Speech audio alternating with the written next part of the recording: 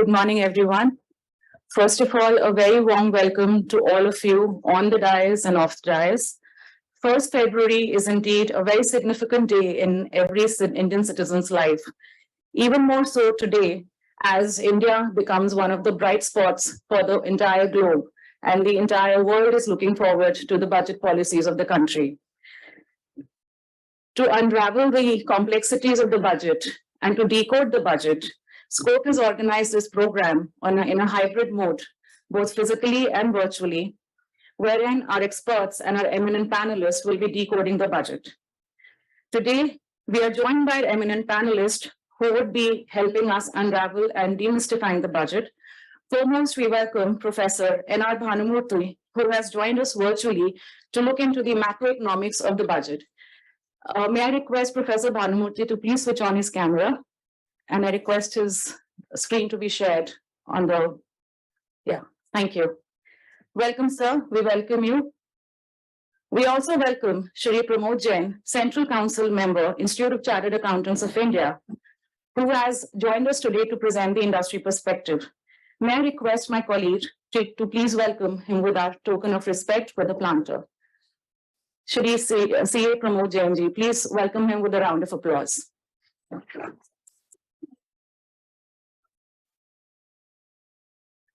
We also have the pleasure to welcome Director General Scope, Shri Atul Sopti ji. I request my colleague to please welcome sir with a planter.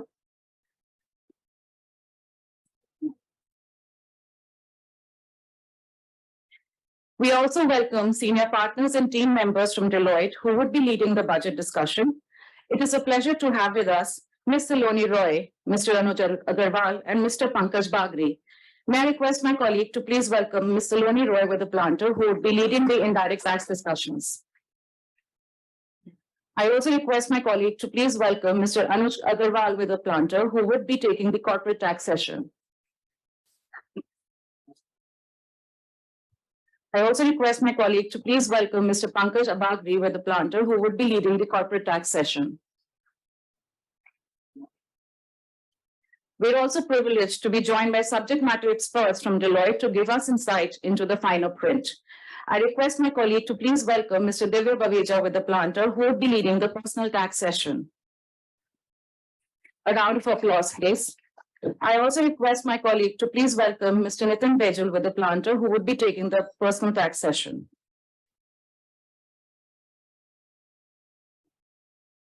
Moving ahead, I would also like to inform all of you that this program is being done in a hybrid mode and all the queries would be answered here, clarified here, both of the participants who have joined us physically and also virtually. So all the participants who have joined us on the virtual platform, please don't worry, we will be taking your questions. Just put them in the Q&A tab. To begin, I request and I invite Mr. Atul Sopti, Director General Scope, for his opening remarks. Sir is a visionary leader having a versatile professional experience of nearly 4 decades. Before leading Scope as Director General, Sir was CMD BHEL, a Maharatna public sector enterprise. In his guidance, Scope has transformed to an impactful organization while addressing various aspects relevant to the corporate world. Over to you, sir, for your address, please.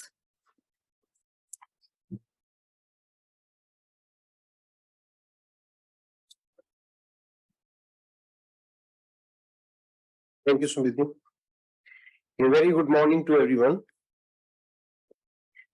It's my pleasure to open this platform amongst all of you when Scope presents the annual program on decoding of Union Budget 2023. In fact,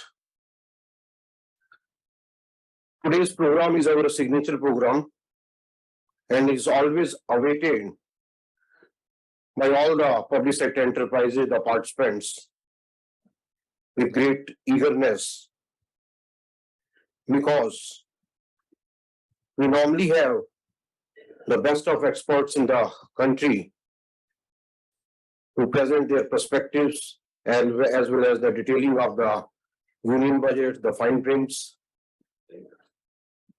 But this year we are finding it very important for us also. The reason is after 2 years we are assembling here physically.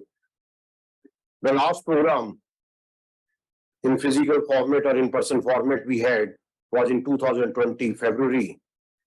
And unfortunately, after that, in the month of March, April, there was pandemic problems continuously for 2 years. But nevertheless, we continued these programs. And 2021 and 22, we had this program in the virtual format, which was also very well received and very well attended. This year also, in fact, we have decided that this program will not only be in the physical format, but will also be in the virtual format. So across the country, many participants have joined virtually, not only through the Zoom platform, but through other social platforms of scope. In fact, we got a very overwhelming response for participation in this program today here at Scope Complex. But because of the capacity of the hall, we had to restrict the participation. And we requested those organizations to join virtually. That shows that how eagerly people are waiting for this particular program.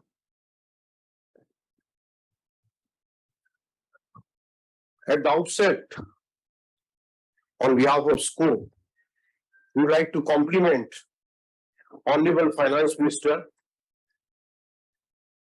for giving us a growth-oriented budget, an inclusive budget, which clearly sets the priorities for the country and creating an enabling environment to give the necessary boost to the economic development of this country.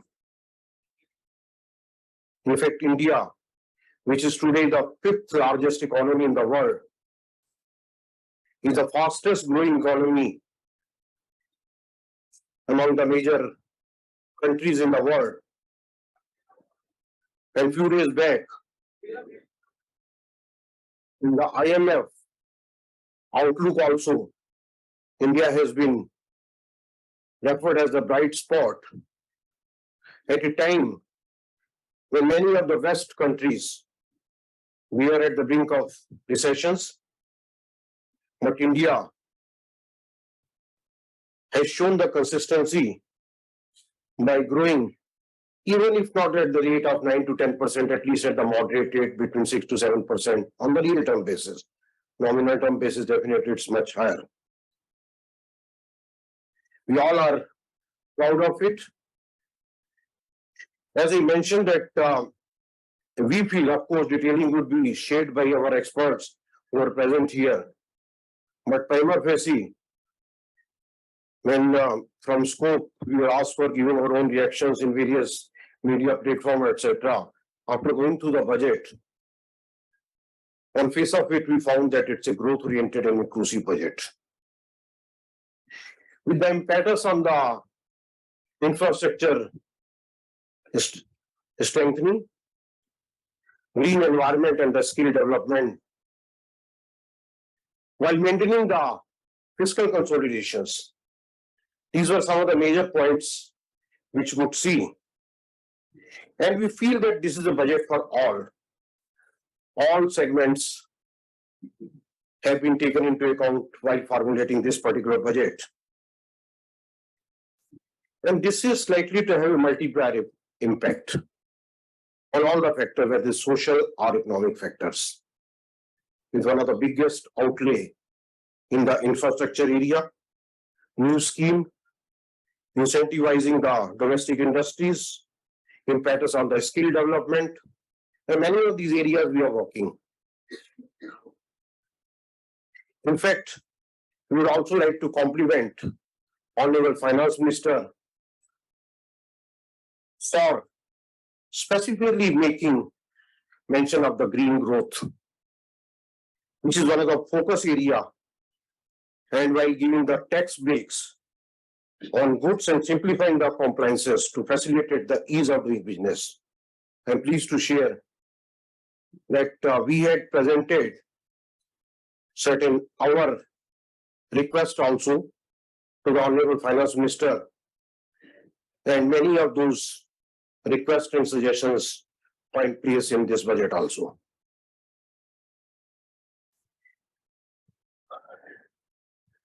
public sector enterprises, which are present in almost all the core sectors of the economy, in all the strategic sectors of the economy, and today are contributing close to 13.5% of the GDP on the turnover basis, they have to play a major role in fulfilling the Saptarishi 7 priorities also, which have been enumerated by Honorable Finance Minister.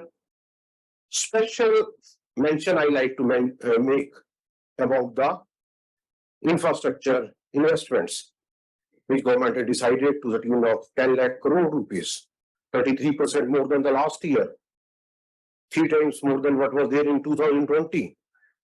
I don't think in the world anybody would have increased, at least major economy, in 3 years itself, threefold increase, and you take from 2016, fourfold increase. This will come on the public sectors also to take advantage of it and support the government in fulfilling the target which has been set. We'll also like to hear from the experts that why the private sector is not coming forward for these kind of investment. There we are lacking. In fact, as a country also we have to see, while the spending is going up from the government side, the private sector also has to be brought forward to increase the investment in the infrastructure. The scope also will have to play a major role by doing the capacity building of the public sector employees, by conducting the research work, and of course doing the studies also, various studies, so that the capacity is enhanced of our member organizations. And keeping this particular aspect in mind, we are organizing this today's program, which will enable us to understand the finer prints of the budget. And we will like to see the implications, what kind of implication it will have on our organizations, our sectors, and of course on our personal front also. That's another important aspect which will be covered in today's program. And for this purpose, we are honored to have Professor N.R. Bhanumurthy. He is a well-known economist in the country, and he is the Vice Chancellor of Dr. B.R. Ambedkar University, Bengaluru. He is one of those economists I have been hearing from last many years, and I feel that he is one of those economists who presents the macroeconomics aspects on the most simplistic terms, and of course most realistic terms. He is a person who calls spade a spade and give the exact details about the budget. I'm sure that all of us will get benefited with his analysis. He would have joined today in person, but you know that yesterday was the budget day, and when we were talking to him, he has to do all kind of analysis whole night. He has to prepare the analysis also, and then definitely today he is here with us. We welcome you, Professor Bhanumurthy. Thank you very much for sparing your valuable time and joining us today. Just to share with the participants, seeing the importance of the subject, in fact, Scope has recently entered into a MOU with Dr. B.R. Ambedkar University to undertake joint studies, research, workshop, and training program on the pertinent subjects. A list of subjects we identified, and we will be conducting those studies and research, for which we invite your suggestions also. We are also pleased to have amongst us Shri Pramod Jainji, who is also a council member of Institute of Chartered Accountants of India. I'm sure that we will hear from Mr. Jain very important aspects of the budget and its impact on the industry on a broad level. And he will guide us how to align the budget with the organizational objectives while strategizing on the strength of the budget. Instead of finding the negatives of the budget, let's see that how our organization can take benefits of the various announcements which have been made in the budget. Here also I'd like to share with the participants who have joined us physically as well as virtually that we have recently entered into an MOU with the Institute to strengthen the PSC executives on various compliances and the policy areas, including finance, economics, and laws. And we already conducted few programs with them, and we'll be conducting many more with them, and we'll be conducting studies and research in this regard also. Always say that our faculty has been our strength. That's the point which normally we take pride in scope, that they render and ensure the best knowledge platform for our participants. And in today's journey, we have the eminent panelists and experts from Deloitte, all are present here, whom I have known from last few years. And I can say with confidence that I have not found anybody, any other organization, the kind of analysis they present, the kind of perspective they present about the budget. Thank you very much to the Deloitte team for sparing their valuable time and joining here and giving their analysis and the perspective to the participants. Deloitte has been our consistent and reliable partner for last so many years. In majority of our programs, they are the one who always support us. They are the one who collaborate with us and cooperate us. Thank you once again to them and welcome them. With such eminent panelists and repository of knowledge amongst us, I'm sure that today's session shall be enlightening, which would further enhance the enthusiastic participation of board members also here who have joined, senior officers have joined, colleagues have joined, and practitioners have joined, and all will get benefited using this particular platform of discussions. With this, I once again request all of you to optimize this opportunity and participate wholeheartedly. And whatsoever points are there, don't hesitate to ask them, even if you feel that they are very on trivial points. But let's get the clarification. That's the advantage of having this platform, scope platform, where we can ask even the trivial questions also, the points which are not clear to us. And please make use of this particular program. With this, once again, a warm welcome to all of you, and the session is now open. Thank you very much. Thank you so much, sir, for outlining the program outlook and also identifying how PSEs can act as a bridge in this budget. Moving forward, now is the time to hear the macroeconomic aspects of the budget. For this, I invite Professor N.R. Bhanumurthy for his inputs and insights.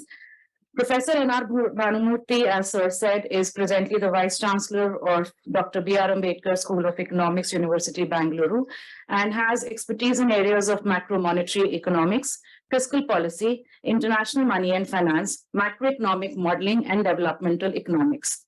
Professor has served in over 22 government committees constituted by the government in different ministries, including finance, statistics, rural economy, and rural development, Niti Aayog, and RBI.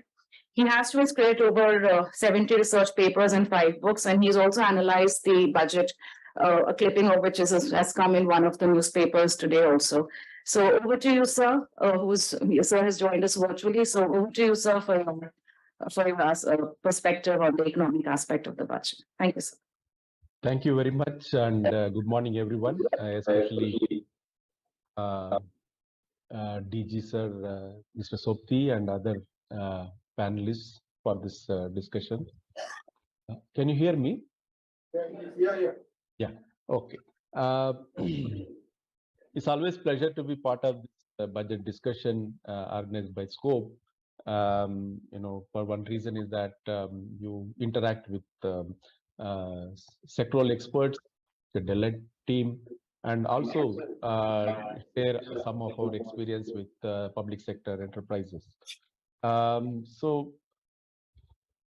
with regard to the budget, I think today's newspapers everywhere carry very positive comments on the budget. It has been very inclusive. It is focusing on growth, and it has some kind of a long-term vision. As the Prime Minister pointed out, this is the first budget for the Amrit Kal for the next 25 years. And I am personally happy with the budget. Let me start that way. For a simple reason that this is the third year where the budget, the whole philosophy of the budget is been on improving or increasing government capital expenditure with an assumption that the government capital expenditure has a larger multiplier impact. And for the past 2 years, the focus has been on increasing the capital expenditure, and we all know where India has reached right now.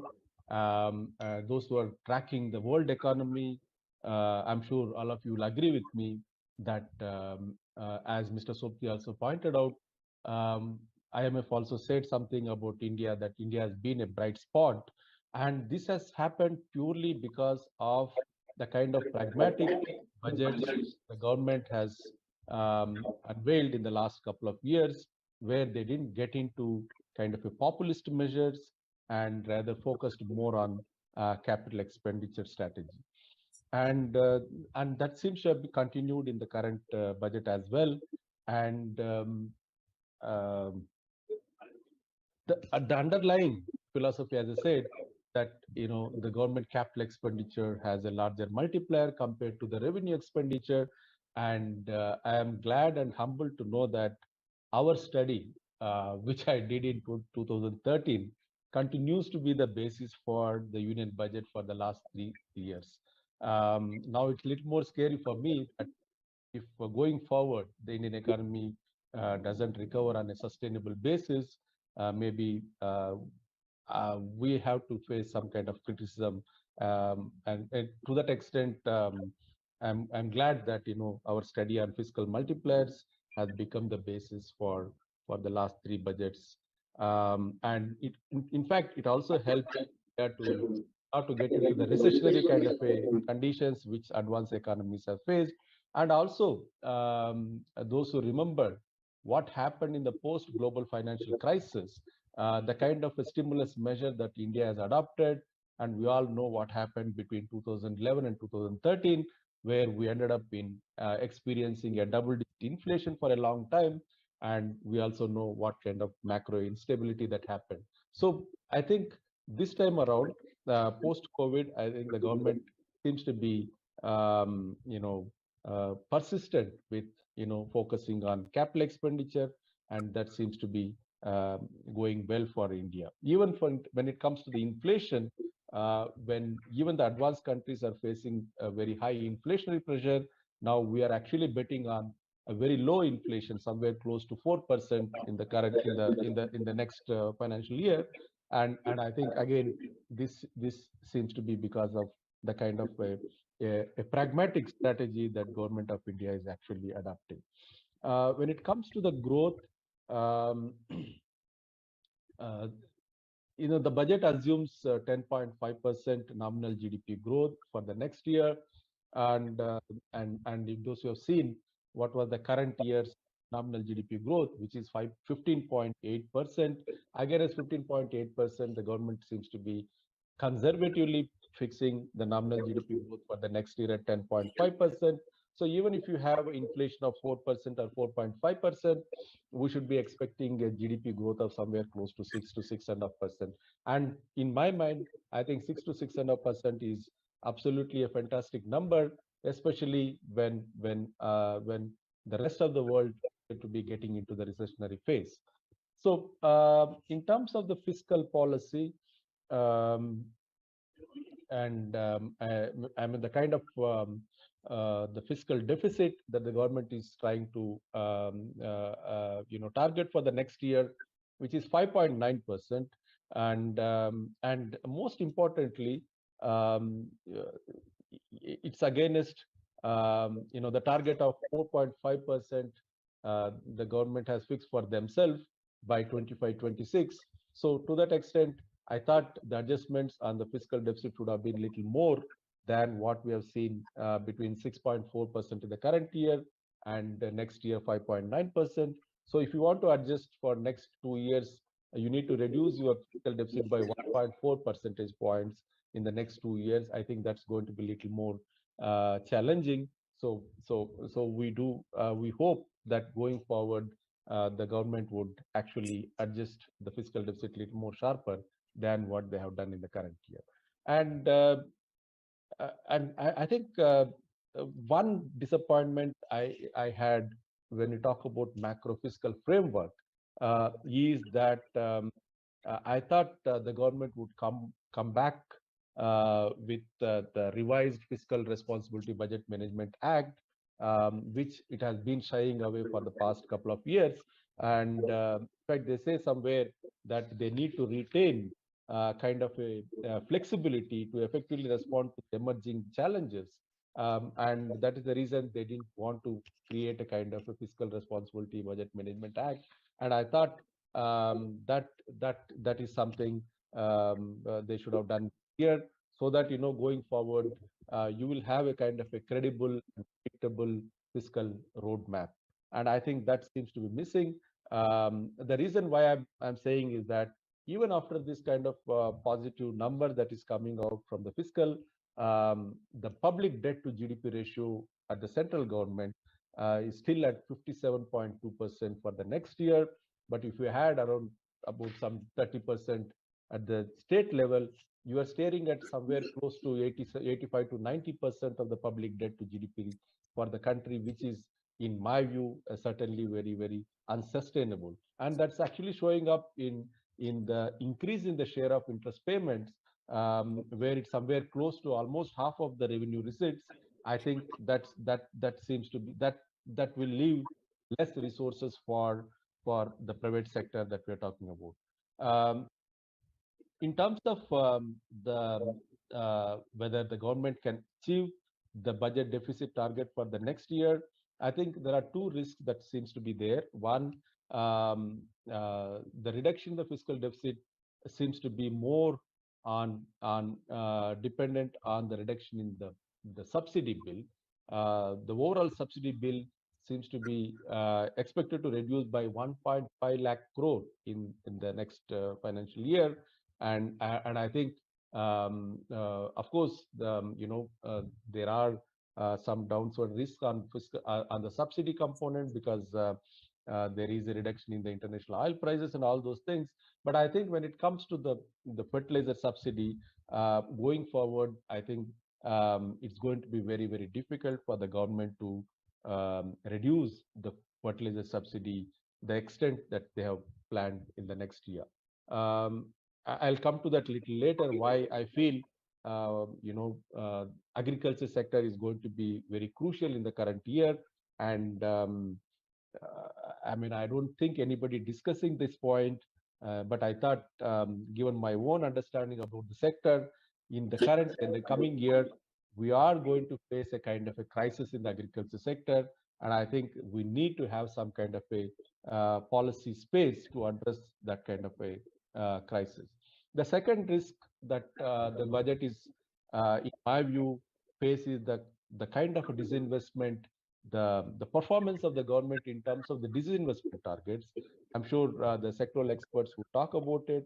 But if you look at the target of 61,000 crore for the next year, although it appears very conservative, but going by what happened in the last couple of years, 61,000 crore is going to be extremely challenging.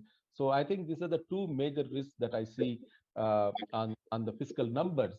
And there are a lot of discussion about, government is achieving or reducing the fiscal deficit purely because of compressing the revenue expenditure, and not really focusing on increasing the revenues. But I do disagree with that kind of argument for a simple reason that if you look at the original FRBM Act of 2003, where you need to bring down the fiscal deficit to 3% and you need to bring down the revenue deficit to 0%, and that suggests the whole philosophy of FRBM is actually expenditure switching mechanism. And that is the reason why, although the total expenditure is increasing, the whole total expenditure as a ratio to GDP, for the first time you do see a decline. The total expenditure ratio actually declining, and in fact that whole multiplier effect is actually started showing up on the total expenditure to GDP ratio. You are seeing the total expenditure increasing by 3 lakh crore, but as a ratio to GDP is actually declining by 0.4 or 0.5%. And that actually what it means is that the increase in the numerator is actually less than the increase in the denominator. That means there is a multiplier impact actually playing out already because of the increase in the total capital expenditure of the government, and that should not be a surprise, and that is the way we need to go ahead, and that is what the philosophy of the FRBM Act. So expect FRBM Act, I mean, I'm tired of talking about this. FRBM Act is not an expenditure compression mechanism, rather it's an expenditure switching mechanism. By doing that, you do get more resources for revenue expenditure. One should actually do this counterfactual.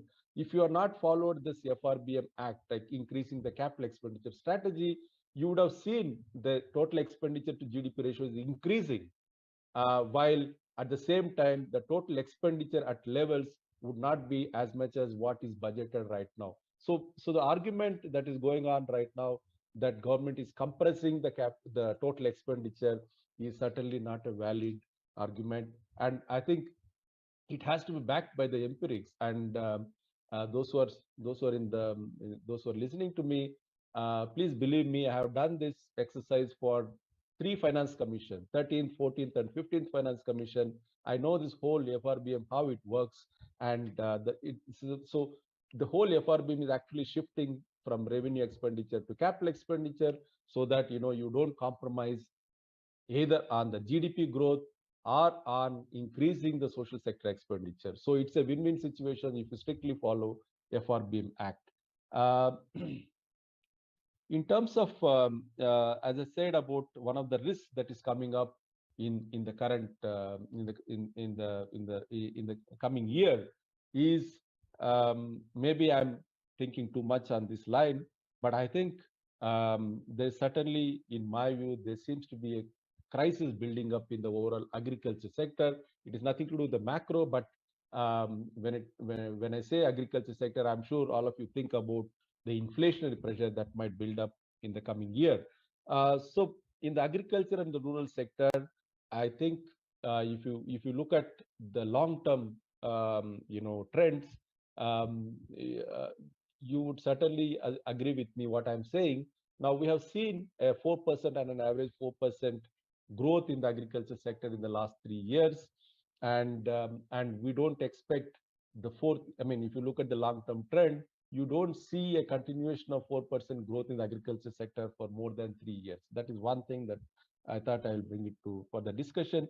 The second is, we have also seen there is a recovery in the contact intensive sectors, and because of that, the kind of reverse migration that happened from the urban to rural areas seems to be reverting back, and I think a lot of people actually moving from agriculture sector to the non-agriculture sector and to the urban clusters, especially when there is a recovery in the contact intensive sectors like tourism, trade, hotel, and other services. So that is another reason why you do see that people under agriculture sector might decline. And at the same time, there is a prediction about La Nina effect in the current year.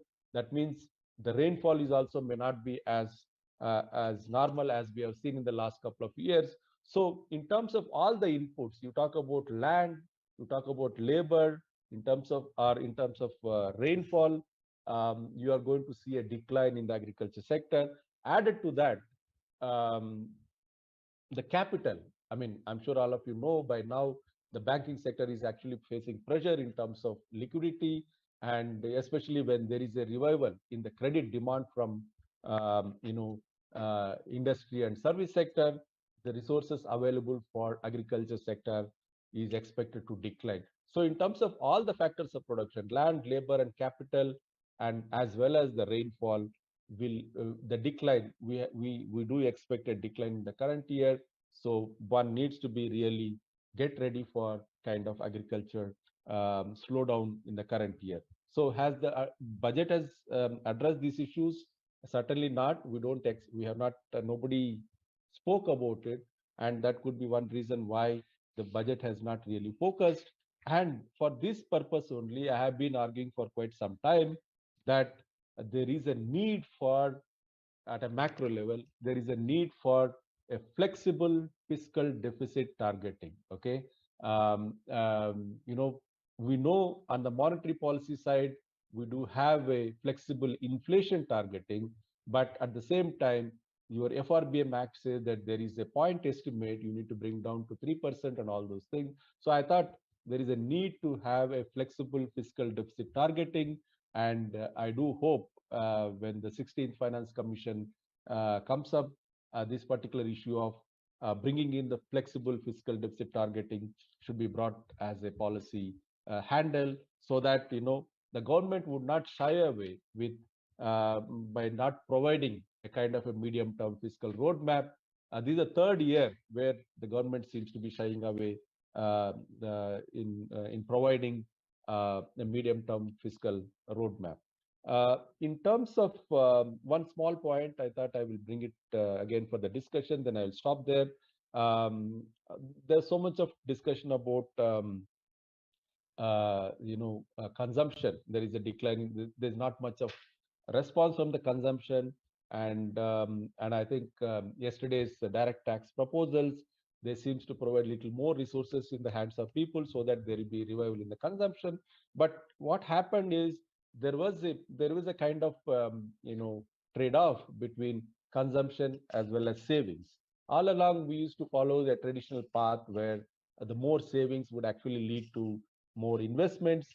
And I think in scope itself, I have told many number of times, India's growth is a savings-led investment growth hypothesis. So it is the savings that really drives investment. And as DG pointed out in the beginning, that why the private sector is actually not investing despite government providing more incentives in terms of creating public investment. One reason is that there is not much of impact on the household sector savings. Now, for example, if you're borrowing, almost 5.9% of GDP from the domestic savings, and plus if you add 3.5% by the state governments, you are somewhere close to 9.5% savings actually go for financing the central government deficit as well as the state government deficit. What is left for the private sector is somewhere close to 1% of GDP. So I think um, we should have had little more incentive structure for increasing the savings. And you talk to any banks right now, they are tied up with the liquid. I mean, they have been constrained with the liquidity, although there is a demand picking up from the private sector, and I think the banks are actually facing that kind of a crisis. So the point I'm trying to say is that the government should have gone for more savings, providing more incentives for the savings, not less. But I think the measures that have been taken, of course, there are a lot of ambiguity in terms of, what is the impact of the direct tax proposals on the overall savings. But whatever I understand from the headline is that, and whatever the market reaction that we have seen, yesterday, it looks like it's actually not going to encourage savings much. In the absence of domestic savings, if you have to finance something somewhere close to 18 lakh crore, and I think there would be a pressure on the interest rates. There would be a pressure on both private sector as well as government sector to look at the external borrowing program, which again creates more risk to the domestic economy. So I thought, if at all we need to provide space for the private sector, I think there is a need for a larger compression on the fiscal deficit, and at the same time focus more on the savings instruments. I think both seems to have not happened, so it could put pressure on the domestic liquidity in the coming period. And one more last point, literally last point, we were hoping for some more um, response from the government on the customs duties. As you know, that trade is one of the important engines, and currently the export sector is actually reeling under a lot of pressure because global economy is actually facing a recessionary condition. So here are the one we thought the budget would have aggressively focused on reducing the custom duties. But I think whatever finance minister spoke yesterday, it only created more confusion, at least in my mind, whether we are going in which direction. Are we going into a direction where we are trying to bring down the overall customs duties, or we are creating some kind of ambiguity in terms of rates and inverted custom duties and all those things, and especially when Indian economy is doing extremely well compared to other countries in the world. I thought this is an opportunity for India's production sector to actually become competitive and take the space that is left by countries like China. So by increasing the custom duties, I think we are again losing that opportunity to improve our competitiveness in the global trade, and I think in the absence of the trade, it's going to be difficult to really achieve 8% growth. So we will be somewhere close to 6 to 7%. And if at all you want to grow at 8 to 9%, I think trade, especially the exports, become extremely important. And I think that is the area which I thought government should have done a little more than what they have done in the budget. Let me stop here. There's also some criticism about the reduction in the social sector and all those things. This is where my current work is actually focusing. It's not necessary that all the time you need to keep on increasing the revenue expenditure or the social sector expenditure. I think it's also important for governments to focus on improving efficiency of the public expenditure. Now, again, my standard word for the government expenditure, in many of the schemes, it is more of a leaky bucket. No, you need to keep on pumping more resources because it's a leaky bucket. I think what central government is focusing right now is on improving the efficiency of the public expenditures. And if that is the case, it is not necessary that every year you need to keep on increasing the expenditures on most of the social sectors. And I think that seems to be reflecting on many of the social sector schemes. And only with small caveat, I wanted to end. Although sustainable fiscal policy was trying to rationalize many of the social sector schemes, I'm sure some of you know that Chaturvedi committee looked at and reduced the number of schemes to less than 60. But what I see right now in the budget document, right now we have 185 social sector programs. Right? I think every year it is increasing. I think that needs to be that needs to be restricted so that you can improve the public expenditure efficiency. So overall, I'm satisfied with the budget. There is a consistency, there is a continuity, but I think only thing that's lacking in my view is that a medium-term fiscal framework. I thought they should have not shied away again in the current year, but that's something I expected that this time we would see that FRBM clear map. Some clarity on medium-term fiscal path. That is something missing in the budget. So let me thank again the scope for giving me for this opportunity, and I look forward for Q&A session in the afternoon. Thank you very much. Thank you for giving us not only a bigger but a deeper picture on the pragmatic approach of the budget, and also how as corporates we need to be better prepared on aspects of rural penetration and agriculture highlighted by you.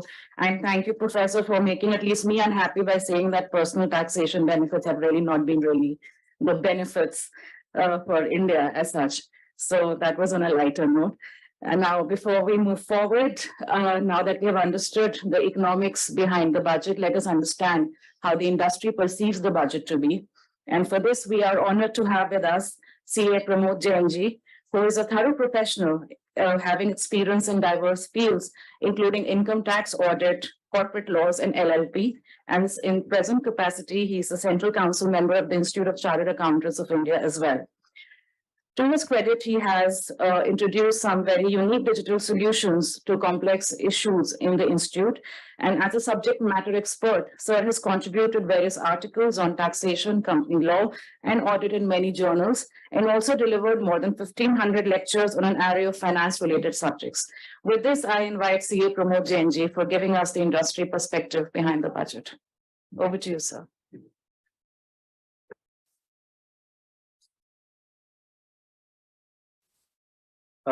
Thank you very much, Director General Atul Sopti ji, Dr. Bhanu Murthy ji, the Vice Chancellor of the Dr. B.R. Ambedkar University from Bengaluru, the whole my co-panelists, the team from Deloitte, C. Arun Kumar ji from the Scope, C. Tishagara from ICI, and all my dear friends from the public sector entities. In fact, when this time this budget was presented by the Honorable Finance Minister, you know, we as a chartered accountants normally wait up to the part B. And they say, okay, now I rise to present the part B. So we start taking our pens and writing, okay, now income tax will start. But this time it happened, it was vice versa. Indirect tax first, customs, and then came the direct tax proposals. And of course, when we were waiting for the slabs, something was in our mind, okay, something would be changed. But again, that slab change for the new regime came at the end. So strategically planned to make give feel good effect. But yes, talking about the budget, I will not be going into the areas where my co-panelists would be talking upon, but few aspects. But before going to that, in fact, when the Saptarishi, the basis on which the whole budget was, part A was planned, there is a huge, I would say, impact on the industry there. Talking of very much awaited since this NDA regime came after the Swachh Bharat Abhiyan, we were hoping that the impact, the emphasis have to be given on the tourism industry. And this year, it is on a mission mode tourism industry. This will, in fact, in my thought process, in our thought process, would be a huge, huge impact on the industry. Not only the hotel industry, I would say, hotel, restaurants, handicraft, because they've said having a unity mall in each capital of the state. So apart from this 10 lakh capex, on the spending on capex 10 lakh crores, these expenditures would be really impacting the whole infrastructure industry and tourism. But of course, what I feel, so this tourism cannot grow without the efforts of all the citizens. Only government cannot do. We have to be very careful as citizens to be very clear that when, of course, it could be a religious tourism, it could be a medical tourism, it could be a historical tourism, it could be recreational tourism, and even this G20, you know, the seminars, all these are tourism opportunities, which would be in fact giving a huge growth to the country. So we have to see that the maintenance of these sites, how we behave with them, this we have to include in all the citizens. So that would be really impacting the huge industry, what I feel so. As regarding this infrastructure, of course, 10 lakh crores, 2.4 crores, 2.4 lakh crores on the railways. And then we talk about 50 additional airports, helipads. All these are really going to give a huge boost to the industry, what I feel so. In fact, one of the fine lines which I heard during the budget speech was for the sewage systems from manhole to machine hole. If that goes on, you see the impact in the whole country of that. Of course, it will take time, but of course, that thought process has started, so it will come to a conclusion. So impact would be there overall. And of course, digitally, this government is doing wonderfully, and even worldwide. I'm telling you, worldwide, we are very much ahead in various spheres digitally. So thought process of having digital libraries throughout the country, DigiLockers for sharing of the documents. These all would in fact help a lot in smoothing of doing a business. And of course, I would say for the students who are going to get the education through these digital libraries, and even not students, I would say those who are researchers and others, that would be really very, very useful. If I talk about automobile industry, vehicle scrapping, vehicle replacements, even the incentives have been given to the state governments for replacing their old vehicles, the old ambulances. So that would, in fact, it is not only, I would say, when we talk about one industry, the raw materials provider, the service providers thereon, everyone gets impacted. Everyone gets impacted. So overall, if these, whatever has been discussed in the budget, if that happens in the letter and spirit, the whole industry would gain the benefit.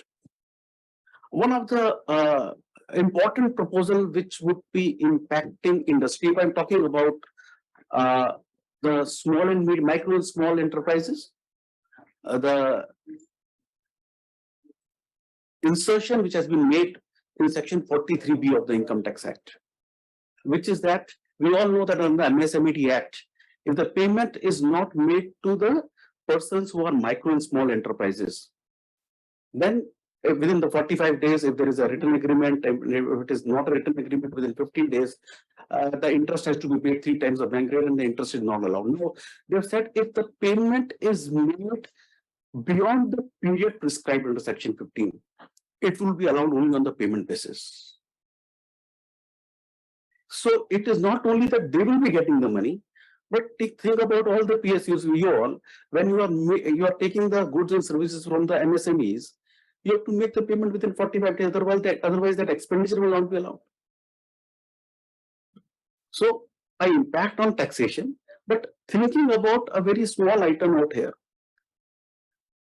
where the provision for the expenses are made at the year end. And MSME Act starts at the point when the services are rendered. In the goods, there are no issue. In the services, there could be an issue. When the services are rendered, say for construction industry or for professional services, a provision is made at the year end. But the invoice is raised in the next year when the services, the landmarks are completed. So the expenditure is claimed in 1 year. The MSME Act arises in the next year. So when will the payment be allowed as a reduction? The expenditure is claimed in another year and payment is made in another year. But that year there was no provision, MSME Act did not trigger, section 50 did not trigger. So that could be one of the issues which needs to be taken care of in the longer run. And of course, giving movement to the cooperative societies in the line with the benefit which has been given to the manufacturing companies who are into manufacturing, the lower tax rate under section 115 BAB, 15%.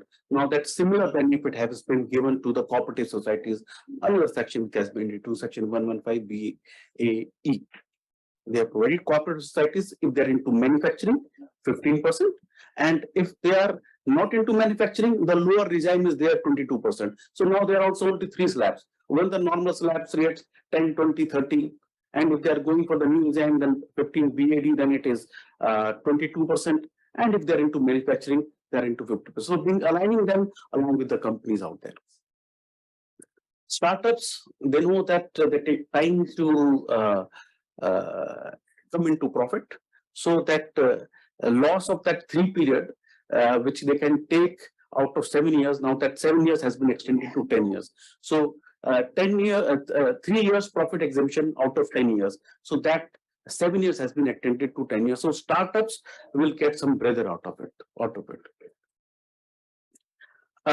Another important amendment impacting, I would say, industry to an extent is regarding when they raise their capital. When they raise their capital from at a premium. And if they raise a capital at a premium from resident, then of course one of the sections is triggered, that is section 56(2)(7)(b). But now what they have amended, they have seen that certain industry, they are taking the undue advantage and taking the money from the non-resident. So now the non-resident would also be covered. So now if a company increases its capital at a premium beyond its fair market value as per section 11, rule 11 UA, in that case, the share capital received from a non-resident will also be covered. So there were various, as per the section, it was an exemption given to them that has been withdrawn. Of course, if I talk about one of the very small aspects, which is in relation to a special audit under section 142(2)(a), where at the time of assessment, the assessing officer can, in case there is a complexity, they can order an audit to be done by a chartered accountant. Now they have added that in case of value of the inventory, they can refer to a cost accountant. The only view which we have been taking along is that, like they're saying that for all the registration, we'll be having one portal, symmetry, standardization. Now in India, we are having for the Companies Act, because the reference of Companies Act has also been made for the reason of this. We are having registered valuers, a special course, registered valuers, RVOs are there. So we have been saying that for any valuation, it should not be a chartered accountant or a merchant banker, registered valuer, because any professional or other than professional can become a registered valuer after clearing that course, which is through IBBI. So we have been suggesting that instead of for any valuation, it should be standardized throughout the country, that it should be through registered valuers. So that thing has to be there. Online gaming industry, there was a hue and cry. Various demands were raised by the TDS industry regarding when the TDS is to be deducted. It was 10,000 rupees for a gain or any gain in a game, which included the online game, but it was a single game or aggregate during the year. So what happened that various TDS officers throughout the country raised crores and crores of demands. So to settle this proposition, now it has been taken out under new regime, I would say, taxation for the online gaming industry, and for the existing winning of lotteries, etc., and others also, games and winning and puzzles. They have clarified that now it would be aggregate of 10,000 during the year. So that would be a relief. The clarity is there. So that industry now, online gaming, would be relieved, because they pay the due taxes. But now the problem which they were facing, that has been resolved. And I hope this online gaming, though it has a different bearing in socially, but of course it will, there is a huge, I would say, benefit which they will gain out of this proposal. One thing which Dr. Saab also said about custom duties. Custom duties are not for export, they are for imports. So when the custom duties have been raised, so the government wants that more make in India should be there. So if you import finished goods, custom duties have been raised. But you import raw material for the production of the finished goods, so that is given a due weightage, lower custom duties. So hiring of these custom duties would again take that benefit. When we are talking about this tourism industry, an amendment has been made under the Income Tax Act under section 206C, where if you purchase a package tour where the TCS was 5%, now it is 20%. So if to go to, say, Dubai at a 1 lakh package, so it is a package tour, so you have to pay 5%, they would collect 5% TCS. Now they say 20% TCS. So they are promoting the domestic tourism. The India ke andar itni jagah hai, pehle usko to explore kar lo. So that thought process, make in India, tourism in India, that is all inbuilt into this. And one last point before I close, regarding exports, SEZ, 10AA. Now a clause has been put in out there that if that proceeds are not coming within 6 months from the end of the financial year or the extended time, that proportionately the benefit of 10AA will not be given. So already recession is there worldwide. Now this could hamper the exports. I don't know if the industry puts it properly or the RBI gives the extensions, because RBI extensions they are allowed. So that would benefit. And charitable trusts are going again, certain amendments rationalizing it. They're in the thought series and thought process of already notified the social stock exchange. So a lot of leverages are there for various reasons.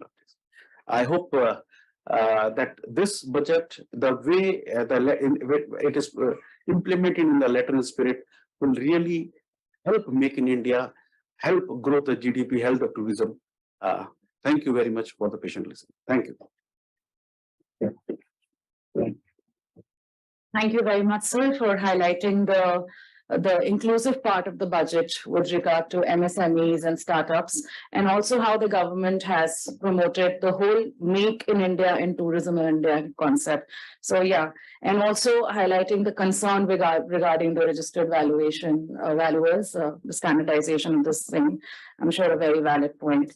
Now with this, since the economics and the industry perspective has been taken care of, the part with regard to understanding the implementation of the budget. So with us, we have the Deloitte team who would be taking the technical sessions. For this, and before I hand over the platform, I would request our eminent guest, Shri Azul Sopti and Pramod Jainji, to please take the front row with us. And I request Mr. Nitin Bejal from Deloitte to please to take his place on the dais.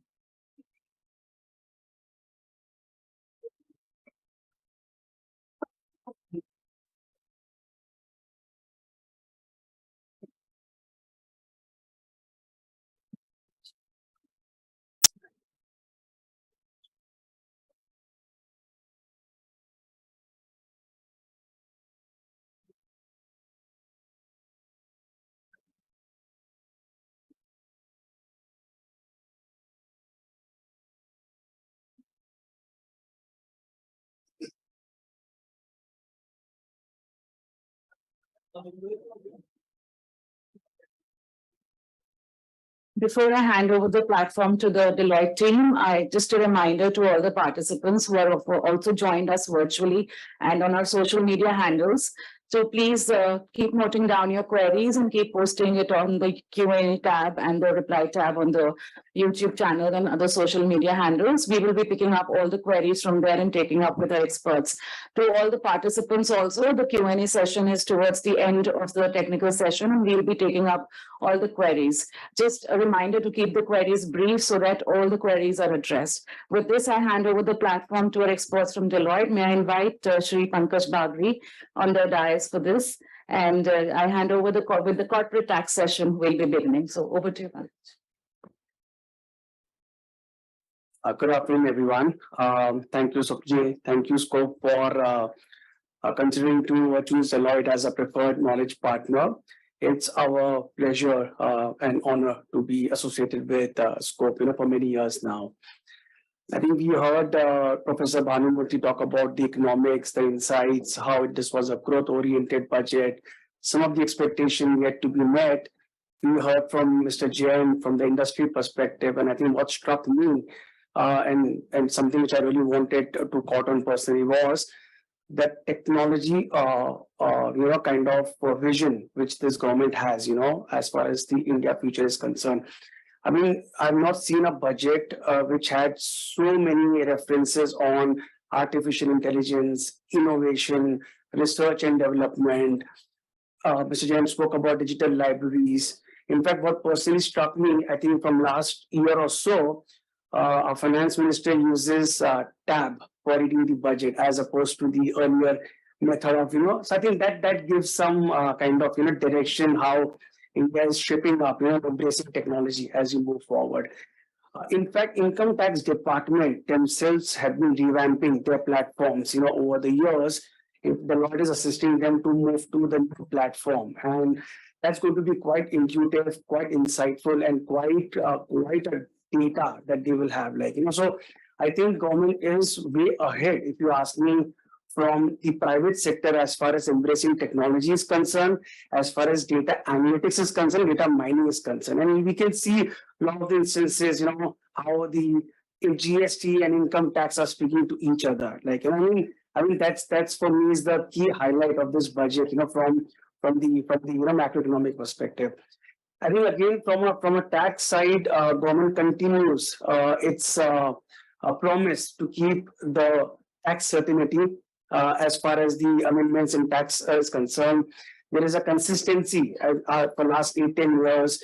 We have not seen any retrospective amendments, no surprises, I would say, as far as the tax policies are concerned. I think over a period in every budget, we are seeing a lot of rationalization happening, a lot of clarity being provided, and wherever there are a set of judicial precedents, having a contrary positions, in favor of department and taxpayers, government is coming out clearly with its position, and to be applied perspective. I think that gives a lot of confidence to the government, PSU, private investor community at large. When we speak to our clients, foreign investors, it provides a lot of stability in their decision making, when they come to India. So I think that's, I would say, very positive outcome that there is no surprise in this budget. Corporate tax remains unchanged. There is no new tax which has come in. We keep talking about this inherent tax coming up every budget. I've been here for the last 15-20 years. I think there has been some consistency that it's not been touched so far. A lot of expectation was there that government is going to clarify and rationalize the capital gains regime. We have capital gains rate for different class of assets. We have short-term, long-term variety of assets, and it gets very cumbersome. And to add such as in education system different rate, it becomes quite cumbersome to compute a capital gains liability. So I think when we're hoping to have some clarity and some consistency, on the calculation, we hope that probably in the coming budget, we have some clarity around that. From the government and PSU perspective, I think 3-4 announcements from a corporate tax perspective, which is worth noticing is government is taking a cue and probably heard from the industry that all the strategic divestment which the government and PSUs are doing, it is important and pertinent to extend the losses benefit to the buyer. And I think the amendment has brought in to clarify that if there's a sale from the PSUs, to a buyer, the carry forward losses and depreciation continues to be enjoyed by the new buyer. I think that's a very welcome move. Mr. Jain touched about the expenditure from MSC perspective. I think from a PSU perspective, I think we'll have to be very mindful and ensure that we make the payment as per the MSME Act. If not, certainly on a payment basis. Otherwise, there could be some tax leakages, if we follow the same kind of accrual. I think that's an important amendment from a PSU perspective. I think government has also heard the blockage of appeals at the commissioner levels. There are a lot of appeals which are stuck at the commissioner levels, not moving further, and there's a lot of pendency. I think government has come out with an alternative resolution panel. So I think the joint commissioner appeals is going to come in play, which will shoulder a lot of responsibilities, which the commissioner appeals are considering doing. So this will hopefully lead to speedy disposals of the appeals which are currently, stuck at the commissioner levels. Lastly, from again the government side, I'm sure many of you would have tracked the recent Supreme Court judgment which came a couple of months back, where I think on the statutory bodies or the statutory organizations, Supreme Court gave a remark, so to speak, that if they collect any fee or any service income, it could be commercial in nature and they may lose the tax exemptions that they enjoy.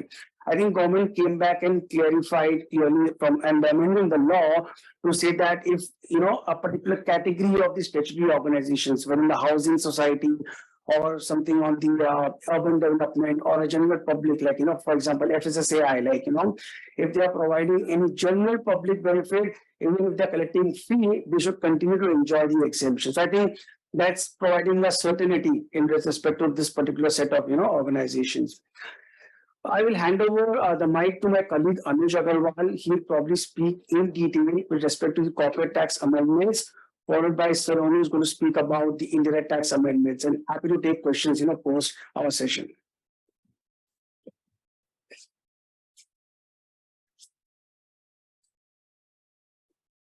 Thank you, Pankaj. We actually moved to part B of a session, just like part B of budget speech. And within part B, we moved to part B, which is corporate tax first, unlike the FM speech where indirect taxes were discussed first. Okay, so without much ado, we dive into the direct tax proposals first. And really, before we talk about corporate tax rates, the pretext to this budget on direct tax front is the statement that the finance minister made, which is really that these proposals aim to maintain continuity and stability of taxation system in a way to simplify and rationalize various provisions in the law, really to achieve three objectives. First is to reduce the compliance burden. Second is to promote the entrepreneurial spirit, and third is to provide relief to citizens. So based on these three broad themes, we have seen different tax proposals announced in the budget. We start with the corporate taxation rates first. As I said earlier, there's no change in corporate tax rates across the board. For all categories of corporate taxpayers, the rates remain unchanged. We talk about new manufacturing companies. The corporate tax rate remains to be 17.16%, MAT not applicable. For other companies not availing tax holidays, electing for 115BAA tax scheme, the rate remains to be 25.17%. For other companies, depending upon turnover threshold, rate remains to be 29.12 and 34.94, as the case may be. For foreign companies, again, rate is unchanged at 43.68. So this is really based on what the finance minister said, which is continuity and stability in the taxation system, and which is what we see, no change, no tweaks, at least on the corporate tax rates.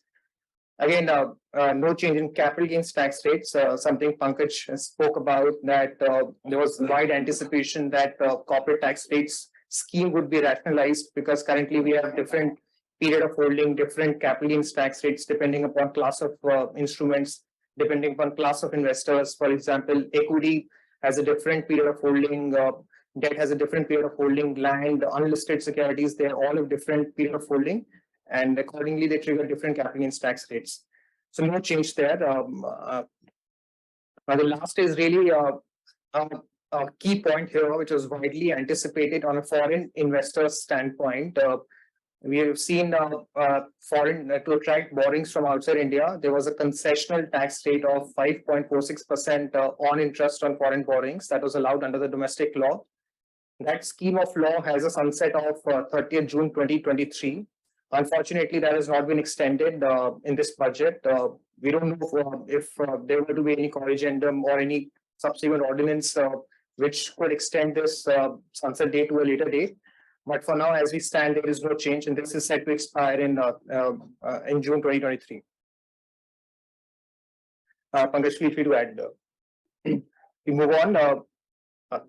this is again a carry forward of corporate taxation proposals. The first one being on presumptive taxation.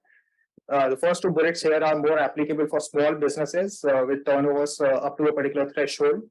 Currently, the law allows these small businesses with the turnover of business up to 2 crores and turnover from profession up to 50 crores to be allowed to follow presumptive taxation, not maintain elaborate books of accounts, not required for a tax audit. Now, the turnover for those businesses have been extended to 3 crores from 2 crores and to 75 lakhs from 50 lakhs. Really a relief to small businesses. They could follow presumptive taxation, not maintain books of accounts as elaborate as required. This is on the ease of compliance front that the finance minister had spoken about. The third one is important. This is about rationalization of set off of carry forward of losses and unabsorbed depreciation. And this third bullet really sits in the anti-abuse measure of the proposals. Typically, what used to happen is there have been non-resident taxpayers who have been, say, engaged in oil field services or engaged in construction of turnkey power projects. And these non-residents could be any of your contractors to PSEs.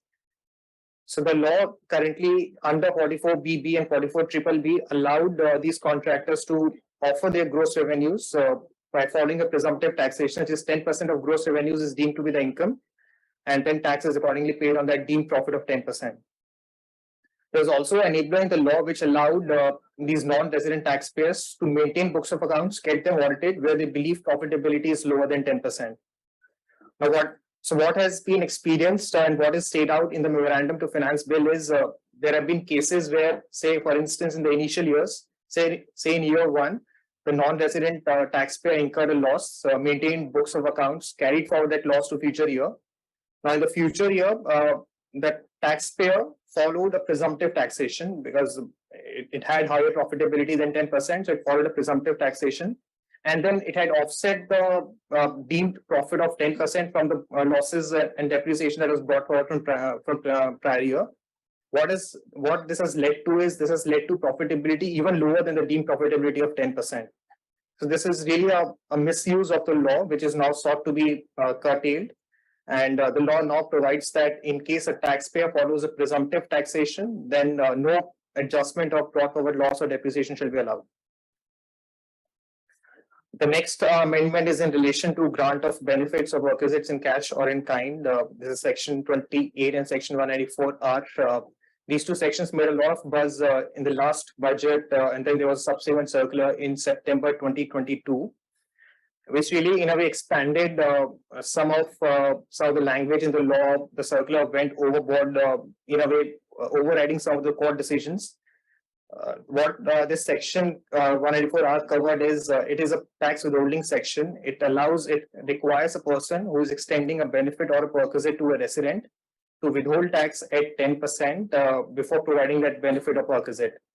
Now, the benefit or perquisite, the way it is written in the law is any benefit or perquisite, whether convertible in money or not. And similar is the language that featured in section 28(4), which is really a chargeability provision. 194R is a tax withholding provision. So based on that particular language in the law, there have been decisions, and we go back in time. There's a Supreme Court decision in Mahindra and Mahindra, which really is on loan waivers, where Supreme Court has upheld the Bombay High Court decision to say that in case of a loan waiver, it is really a benefit in cash, which is not convertible, and therefore the rigor of section 28(4) and 194R shall not trigger. In which case, then these sections will not be applicable. To overcome that Supreme Court ruling, the law has now been clarified to provide that whether the benefit or perquisite is in cash or in kind, or partly in cash or partly in kind, all of that will now be covered within the charging section of 28(4) and also in the tax withholding provision under 194R.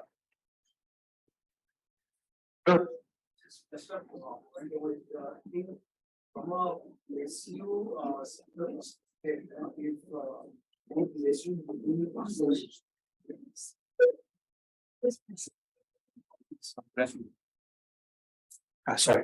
So I think the point over here is that I think sort of corporates and PSUs were taking a position that if you are providing a perquisite in kind, 194R withholding tax provisions gets triggered, relying on the judgment which has been mentioned.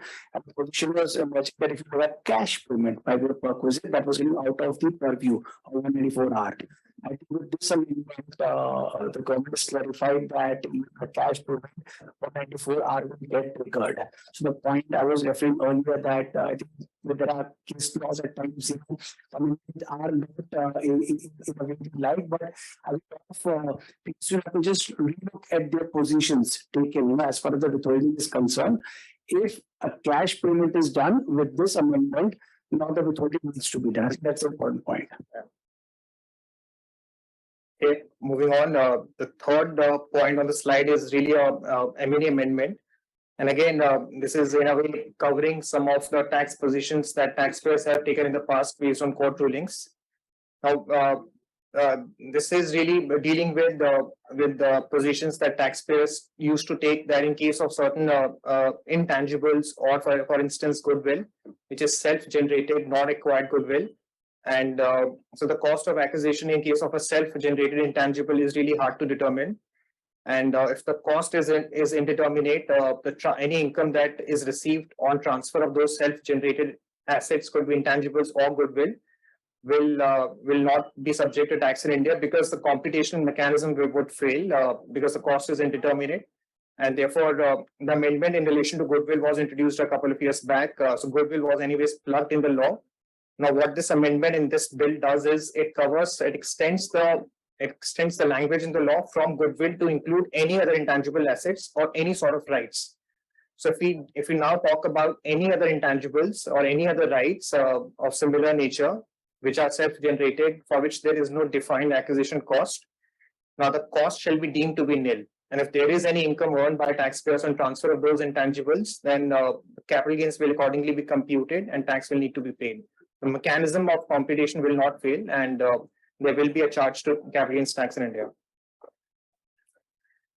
Next is about capital gains on market-linked debentures. Again, the MLDs, market-linked debentures, have been very popular instruments, and these are very nuanced instruments in the sense that they bear characteristics of a debenture, and also the returns to those debentures are linked to market, to indices, to other underlying securities.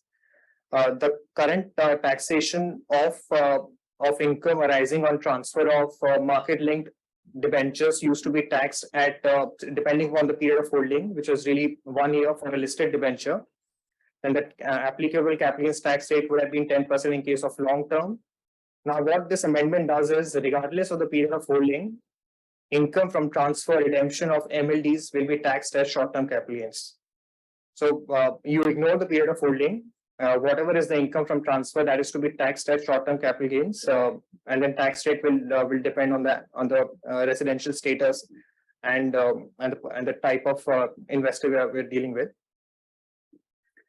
Next is more on NBFC front, and this rule on thin capitalization is featured in Section 94B. It is a rule which restricts deduction of interest to the extent of 30% of EBITDA.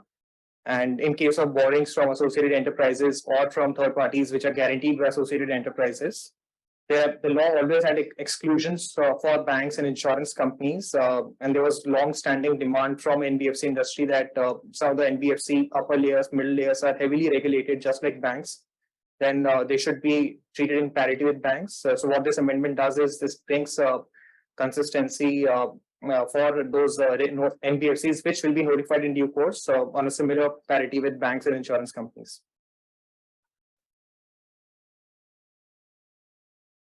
Next is on strategic disinvestment. The Section 72AA and Section 72A, which allows carry forward of losses and unabsorbed depreciation in case of merger. 72AA deals with the merger of banking companies into another banking institution, merger of government companies, PSUs into another government companies. Now, and this is what the finance minister said in the speech. This law is now being proposed to be amended to allow a merger of NBFC, really to attract more investors on the board, so that the amalgamated company is able to carry forward losses of the merging companies. And this will really sweeten the deal that the government will offer on the table, and there'll be more interest from the investor side. What this does is it defines strategic disinvestment, where there's a transfer of government control, and because of that transfer, the shareholding of the government or PSCs becomes lower than 50%. So essentially, it leads to transfer of control from the government stroke PSCs in favor of the investors. Welcome move to have more investors on some of the strategic disinvestments that the government has in plan. The next is on 5627B, something that Mr. Jain spoke about earlier. This is really a gift tax that is popularly called as. This was first introduced back in time in Finance Act 2012, which seeks to cover any share issuance by an Indian company at premium. And in case the share issuance is at a value higher than the fair market value, then the excessive is taxed in the hands of the company issuing shares. But the law earlier used to apply only in case of share subscription by resident investors, and there was no applicability to non-resident investors. What this law does is now this extends this rule to even non-resident investors. So going forward, non-resident investor investing in an Indian company share issuance at a price higher than the tax fair market value, then there's a possibility that the excessive amount could be deemed as income for the company issuing shares, which will be taxed under the head income from other sources. Now, just to put this in perspective, for a non-resident investing into share issuance of an Indian company, there'll be exchange control law and there'll be tax law. There'll be valuations from both these laws to be fulfilled. The exchange control law will provide for a base price, which is really a floor price, which is the minimum at which the investor has to come in. The tax rule will require that the investor does not come in at a price higher than the tax FMV. So it'll be a balancing act to be done by the non-resident investors because they cannot be coming at a value higher than the tax FMV, because if they do, there'll be taxation in the hands of the company issuing shares. But if they come at a price lower than the DCF as per exchange control laws, then that could be a violation under the exchange control laws. So really, very careful evaluation to be looked into both from exchange control and tax laws in case of issuances to a non-resident investor. The next is on benefits to startups. The finance minister did mention that some of the proposals in the budget aim at promoting the entrepreneurial spirit. These are amendments on that account. There have been startups who are allowed profit link deduction, and profit link deduction is for a period of 3 years out of a block of 10 years. And the current rule in the law allowed startups or required startups to be incorporated until before 1st April 2023. Now, this law extends that date of incorporation to a date 1 year later, which is until 1st April 2024. Now, this really, in a way, allows more startups to take benefit under this rule, where their profits could also be allowed, could also be exempted from tax. Another amendment on startups is until now, the losses of startups for 7 years from the date of incorporation were allowed to be carried forward and an offset from the year in which they start to make profits. That accumulation of 7 years losses has been extended to 10 years in line with the change that has happened in Section 80 IAC. So more relief to startups. The window for eligibility has been extended by a year. The losses that they could accumulate and carry forward to future years has also been expanded from 7 years to 10 years. Next point is on co-op societies. Again, a point already made. Currently, the taxation of co-op societies is as high as 30%. Slab rates are hardly immaterial in terms of quantum. If there are manufacturing co-op societies which are incorporated on or after 1st April 2023, commence manufacturing before 31st March 2024, they can opt for a concessional rate of 15%, just like the option that is available to new manufacturing companies. And there have been similar, the law for cooperative societies is similarly worded as is the law for new manufacturing companies under 115 BAB. Next is on some of the incentives that have been offered to set up units in International Financial Services Center, very popularly known as GIFT City. The government is always welcoming and wanting more foreign funds to relocate, shift their base to IFSC. And some of these incentives are done to promote, to facilitate those shifting of funds. The capital gains exemption is now available to foreign funds in case they were to transfer their shares, interest from foreign funds to a fund in IFSC. That is welcome. The law currently had a sunset of 31st March 2023, which sunset has been extended to 2 years later. The logic is really wanting more and more foreign funds to set up in IFSC, and there have been other tax incentives like distribution of interest and dividends by an offshore banking units to a non-resident investor. So there is a full tax exemption allowed on those distributions as well. Some of the administrative processes for setting up units in IFSC, such as approvals from, say, in some instances, IFSC, SEZ, RPI, SEBI. So all those multiple approvals have been streamlined. Now there's a single window clearance for approvals for foreign funds to set up base in IFSC. Pankaj, you want to talk about? Okay, the next is on charitable trust and institutions. There have been some tweakings and rationalization of charitable trust and institutions done. So if any, and this is really a matter of detail, if there are any questions we can cover in the Q&A, and or we can take them offline. But only thing I want to add is, again, from a relevance perspective, if we are having any foundation within the PSU community or any which is exempt or joint exemptions, because of the charitable status, this becomes very important. I think over the years, government has been coming out with the provisions from the charitable sector to align the two tax exemption regimes. One is 1023C and second is 11 to 13. That has been happening over the period. And what is also happening is government is also trying to align the income tax compliances with respect to FCRA. So, a lot of charitable organizations take foreign grants and they are governed by this law called Foreign Contribution Regulation Act. Now, if you look at some of these amendments, is trying to align both the laws. For instance, if return is not filed on time, we can lose the exemption of 12A or 1023C. If we do not apply on time or make a renewal on time, again, we can lose the exemption. In fact, they have also clarified that you don't lose the exemption if you don't kind of apply on time. Whatever is the past exemption that you've enjoyed, the entire reserves, and there's a fair market valuation prescribed, you'll be taxed at a maximum margin rate on the entire reserve. So I think we're trying to ensure that the foundation of the NGO as a community is to update even the compliances. There have a lot of challenges in terms of the compliances, reporting, transparency. So I think of amendments, not just income tax, but other laws, whether it's company law, FCRA, trust laws, we have seen this trend of ensuring the transparency, compliance, and if there is non-compliance, there is a, I would say, quite a extreme consequences, for the non-compliance. I think that's the larger thing. If there are any questions, also we can take it during the specific amendments. Next is on section 10AA, and this is a benefit which is available to a unit set up in a SEZ, a special economic zone, which is engaged in manufacturing of goods or service, in goods or articles, and in provision of services.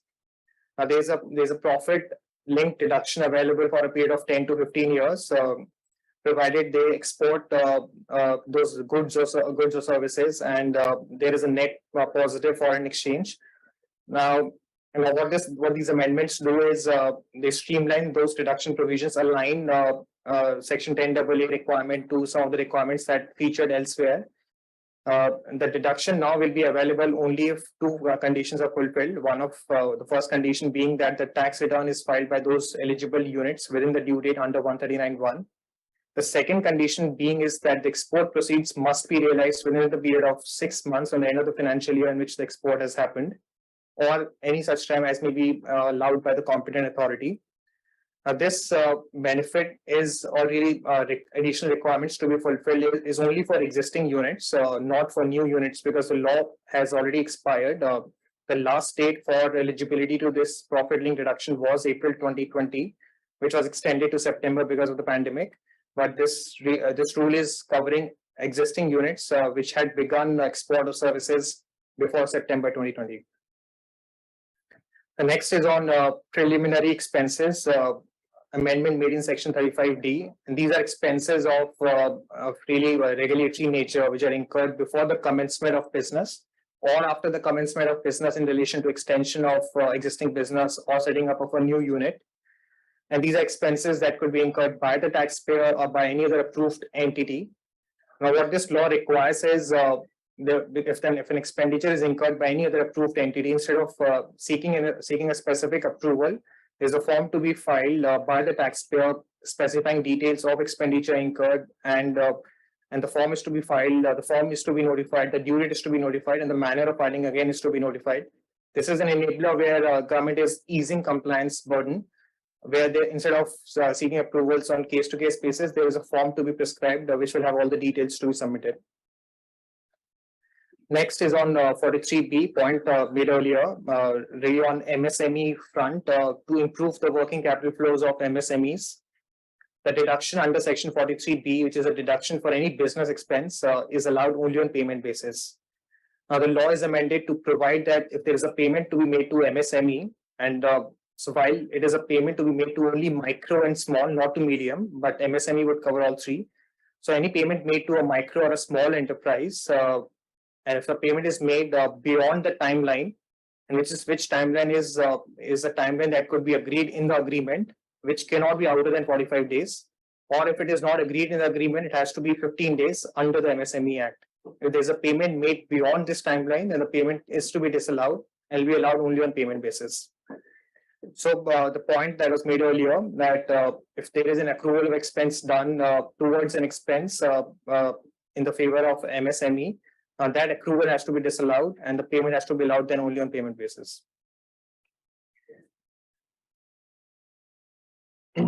Next are administrative provisions. The income tax refund process has been revamped. There have been currently in the law, there have been conflicting provisions, not conflicting but overlapping provisions. There's 241A and then 245. So these amendments now enable and empower tax authorities to withhold issuance of refunds till the time the ongoing assessment proceedings or audit proceedings are completed, and till the time there are any demands due for prior years, or any demands due against the taxpayer, could be prior or future year. So the law is now empowering withholding of refunds, and in a way doing away with some of the court rulings, which rulings have mandated and obligated the authorities to issue refunds regardless of the pendency in earlier years. This law is now enacting and empowering authorities to withhold refunds. Second is on pendency of litigation. This is a welcome move because there have been a lot of instances where the appeals have been pending before Commissioner Appeals. There was a lot of backlog while the law in the current shape is really recommendatory, which requires Commissioner Appeals to dispose of those applications and appeals within 1 year. But that was never followed in practice. We have seen cases and appeals pending for 3, 4 and plus years. So what this does is there is a parallel body like a joint commissioner appeals, which will be empowered, and powers of joint commissioner appeals will be co-terminus to the powers of the commissioner appeals. And there'll be a scheme and a manner to be will be notified where some of the existing appeals, probably of smaller amounts covered cases, could move to the joint commissioner appeals. So the new appeals could be directly addressed to the new authority. All of it is done to declutter and to declog the pendency before the Commissioner Appeals. Again, a welcome move to cleanse the pendency at the appellate body. Next is again an administrative move to really codify in the law that in a reassessment, the tax return is to be filed now within 3 months from the end of the month in which the notice is issued. The practice that used to be prevalent now is there used to be a 148 notice, which notice will require taxpayer to furnish a return, let's say within a period of 30 days, which really was only a requirement as per the notice, and that would have been issued on request basis. But the law now requires that the taxpayer has to file a return within the period of 3 months, and if that return is not furnished, then the tax authorities will be at their disposal to carry out the assessment without really issuing a 143(2) notice, and they could directly do an assessment in the absence a return is furnished within a period of 3 months. So next amendment is important, and this could impact a wider category of taxpayers. So there have been situations where there was TDS credit, TDS deducted by payers in subsequent years, income offered in earlier year. Now the law requires that the TDS credit will not be allowed in any other year other than the year in which the underlying income is offered to tax. Now let's assume in year 1 income is offered to tax. In year 2 there is a tax withheld. There is a tax withheld by the payer. Now what this scheme requires the taxpayer is to file an application to the officer, and this application has to be furnished within 2 years from the end of the financial year in which tax is withheld. Now the officer will take this application into account, will pass rectification orders, and the timeline for passing rectification orders is 4 years from the end of the year in which tax is withheld. And the interest on refund shall be computed not from the date the tax was deducted, but from the date the application is made by the taxpayer. So something really important to be borne in mind, because if there is inconsistency in the year in which income is offered and the year in which taxes are withheld by the payers, and there could be situations of permanent loss of credit. So this is applicable prospectively from October 1, 2023. So something really important to take note of. Next is the only amendment from a transfer pricing standpoint, which is the requirement to reduce the timeline to furnish transfer pricing report. The current law, which is section 92D, always required the taxpayers to maintain transfer pricing documentation contemporaneously, and it has to be done before filing of 3CP, which is a transfer pricing certificate. Now, the law, this transfer pricing report was never to be filed with the transfer pricing officer or with any other authority. But the law did require taxpayers to furnish the transfer pricing report within 30 days from the time the notice is issued by the transfer pricing officer or the Commissioner of Appeals calling for a report. Now, just to cut short the timelines, because this report is always available with the taxpayer, from 30 days, the timeline has been reduced to 10 days. What this does is this leaves more time with the transfer pricing officers and then subsequently with the assessing officer to be able to frame assessments within the timelines in the law. Sir, with this transfer pricing report, you mean the form 3CEFB? This is a transfer pricing report, which is required to be done under 92D. It's in support of the the positions that you've taken in 3CEB. Okay. This is a lengthy transfer pricing documentation that taxpayers do in support of the positions they take in from 3CB. So this is actually maintained by the transfer pricing auditor, right? No, this is maintained by taxpayers. This is part of their books, but is not to be filed with any authorities. Okay. So this is to be filed only on request basis. If there is an audit done, the transfer pricing officer requests for a detailed report just to go into some of the positions, some of the ways the transactions are benchmarked, what are the methodologies adopted. Now, all of that will feature in the transfer pricing report, and that report, submission of that report has the timeline for that has been reduced from 30 days to 10 days. And TP study is a different document than this. TP study is maintained by the TP auditor. So this is a study under 92D, which is to be submitted to the transfer pricing officer on request basis. It's not to be maintained in the auditor. What the auditor does is filing a form 3CEB, which is really a specified form, 9 or 10 pager form, but this is more elaborate documentation done by the taxpayers in support of the positions taken in form 3CEB. Maybe we'll take it offline. Can we just a request to all the participants to please park your questions so that the technical session can get over and there is no interruption. Thank you.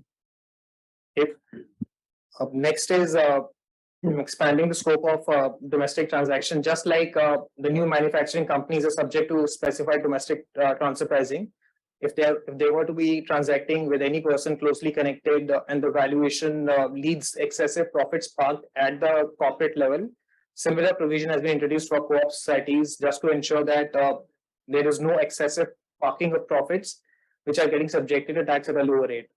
This is really an anti-abuse measure on parity with corporates. The next is, so I'll pick up TCS on foreign remittances first. the point earlier made, tax collection at source on liberalized remittance schemes on sale of overseas tour packages has been increased from 5% to 20%. Only in case there is an exemption made in case of LRS, such as remitted for education or medical treatment, then this should not apply. But in all other cases, the 20% taxes have to be collected. And the earlier there used to be a minimum threshold of 7 lakhs, which is not done away with. So this really will make more foreign remittances, overseas tour packages more expensive for taxpayers. Next is on return of capital to unit holders of REITs and InvITs, and this is important because we have seen a lot of PSEs really keen on InvIT structure. And before we understand the requirement or really the amendment, the way the REITs are structured or REITs or InvITs are structured is they are a trust. There are unit holders or sponsors who will really come together, float a trust, which trust will mobilize resources and then hold assets either directly or through SPVs. Now, the law as it stands today used to allow a complete pass-through for the trusts in the middle. So any remittance of dividends or interest from SPVs to InvITs to unit holders used to be complete pass-through. It used to be taxed only in the hands of the unit holders. Likewise, if there were to be a distribution of rental income by SPVs to REITs and from REITs to unit holders, that again used to be passed-through, taxed only in the hands of the unit holders. And there was always uncertainty on taxation of repayment of debt by SPVs to InvITs and from InvITs to unit holders. Now, what this does is if there is a repayment of debt from InvIT to unit holders without redemption of units, that repayment of debt will be taxed in the hands of the unit holders as income from other sources. The way law has been amended is it says any sum which is received by a unit holder other than dividend, interest or rental income, which is not taxable in the hands of the trust, will now be taxable in the hands of the unit holders. So the misuse where there used to be positions taken on double non-taxation at the hands of the trust first and then non-taxation at the hands of the unit holders, that is now sought to be curbed. A connected point to this structure is where there have been there have been situations where the InvITs are distributing, let's say, interest or dividends to unit holders.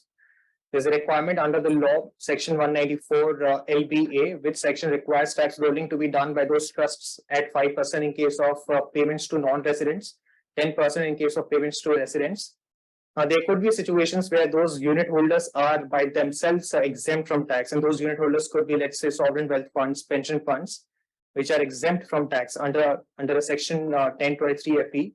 Now, if those unit holders are exempt from tax, then the amendment is made in section 197, wherein these funds we can approach the tax officer's request for a dispensation from tax withholding, and this will now be evaluated on a case-by-case basis. Taxation on net winnings from online games now introduced. A similar scheme has been introduced as existed for lotteries and winnings from horse races. If there's a winning from online games, that winning is now to be taxed at 30%. This is prospectively applicable. To align with the charging provisions, there's a change in the tax withholding provision. Now, withholding is to be done at 30% on net winnings earned from online games, and there's a mechanism prescribed for tax withholding in the sense that if there's an earning that is sitting in the account of the online gaming company, if there are draws or by the year end if there are no draws, then the balance or the excessive amount, the net winnings will be subject to a tax withholding at 30%. Next is on undervaluation of inventory. Again, a measure where more power is given to the tax authorities in case they believe in specific circumstances the case requires appointment of a cost accountant, or the point Mr. Jain made that this should be extended to registered valuers. They should also be empowered to undertake these audits to value inventories, which valuation can then be considered by assessing officers to carry on assessments.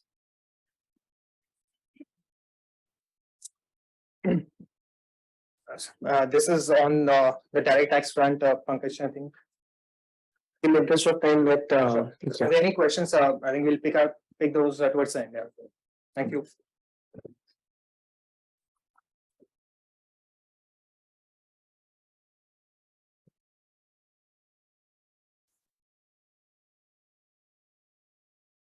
Good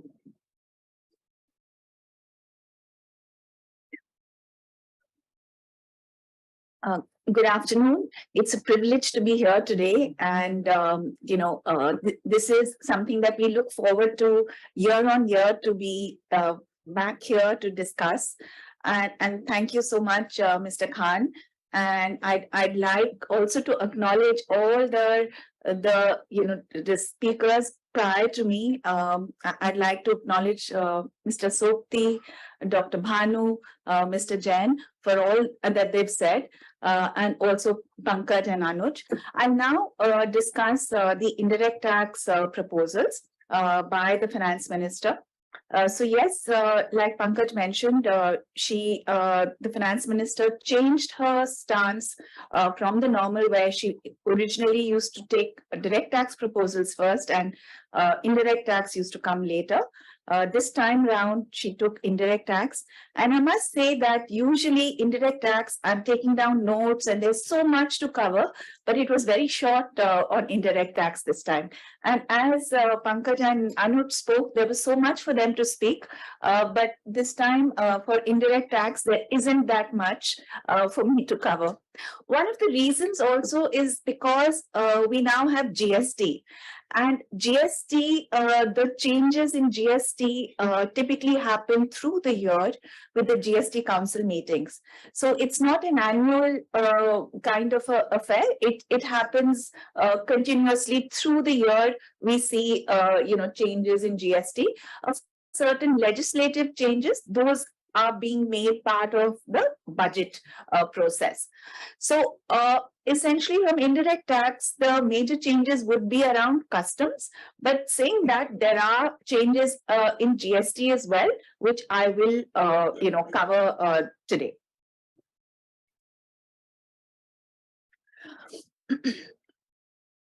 So customs, the changes are of two kinds. One would be which are tariff changes, which essentially means changes around rates. The other changes are non-tariff, which means essentially aspects other than rates, which could be procedural matter, legal matters. So those aspects, so it's divided into two sections. Now, as far as, and here what we're talking about are non-tariff changes. Under Section 25 of the Customs Act, this 25 is a provision which allows for exemptions that are issued under the customs provisions. There was a change brought out in the law, in the customs law, that exemption notifications will have a validity of only 2 years. If these exemption notifications are conditional. So all conditional exemption notifications have a validity of 2 years. Now they have brought out an exception to that. They've carved out an exception that, certain categories such as FTAs, bilateral trade agreements, they will not have this 2-year limit. There are also some other changes which have been made in terms of this 2-year limit. There are around 196 notifications, conditional notifications, and many of them have been extended by 1 year or 2 years or 5 years. But there are some which have not been extended. At this point, it suggests there are around 50 odd notifications which haven't been extended. So while we're yet to do a complete analysis, but it does suggest that some of these notifications, these conditional notifications may have expired and the customs benefits may not continue. Settlement commission is a facility that is granted to importers who may have a litigation with the tax authorities. So what this does is it allows a taxpayer, an importer who has a litigation, to go and settle the matter. This requires them to acknowledge the demand, whatever is the duty amount, but you get a waiver from penalties and any other prosecution, etc. But demand plus interest typically needs to be paid if you go to the settlement commission. Now, there's a change that has happened here that the order needs to be passed within 9 months of making the application. So this is almost, in a way to set a timeline, pressure to complete the process, because otherwise the matter will abate and go back to the adjudicating authorities. Sometimes processes, under settlement commission, advance ruling, they take longer than what is prescribed in the law. So this is essentially to curtail that time. There have been some tariff changes, and like Mr. Jain mentioned earlier, there is this whole emphasis about Make in India. So on finished goods, the rates have been increased, so that there is a tendency to procure goods that are manufactured in India rather than those that are imported. Raw materials typically have a reduced concessional rate, so that those raw materials are used to manufacture in India. So the focus clearly of the government is to encourage domestic consumption. As we know, the globe around us, there is a recessionary phase. India has a vibrant domestic economy, and that is what keeps, India economy thriving. So I think the focus of the government is to further enhance, because India is part of a global supply chain. There is, we are going to be impacted by the recession. So these measures which are being taken by the government, all are towards Make in India, encourage domestic consumption of manufactured goods, as well as, even in the service sector, to procure and travel within India. So you see that some items here that have been mentioned have been increased. Bicycles, toys, vehicles, electric chimneys. Now coming to changes in the under GST.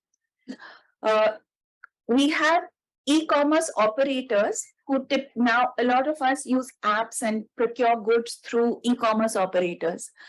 Under the scheme of under GST, all vendors, all suppliers needed to be registered if they are selling goods through e-commerce operators. Now there's a change which has been brought in that both composition taxpayers, these are taxpayers who have a threshold up to 150 lakhs, as well as unregistered dealers. They can supply goods using the e-commerce platform, but these would only be intrastate supply, so which means within a particular state. So composition dealers, they pay tax at a composition rate, which is 5%, but they don't recover this tax from the buyer. They don't issue an invoice to collect this tax. So composition dealers as well as unregistered dealers can now make sales through e-commerce operators. Previously, they needed all unregistered dealers could not supply through an e-commerce operator, but going forward, the law will allow it. There has been a request to the government to clarify regarding CSR expenditure, corporate social responsibility. So companies have a mandatory requirement to spend a percentage of their earnings towards corporate social responsibilities. There was an issue whether GST, which may be incurred on such expenses, are allowed for input tax credit. So there were requests and representations that had been filed asking for it to be clarified that such expenses shall be allowed as credit. But the government has actually, heard these representations and come out with aspect to say that it will not be allowed. So they have gone against what was being asked for. So this is like a denial of any input tax credit on corporate social responsibility expenditure. This can, impact charitable institutions because they rely on, expenditure by corporates. And while there is a mandatory requirement for this expense, there is now, it's going to be, it's just that when this expense is made, corporates would, be thinking about, whether credit disallowance will be a hindrance. Warehouse goods which are supplied, warehouse is typically considered as outside of India, and there is a technical change which has been made in calculation of credit for reversal. So then there are some other changes which have been made.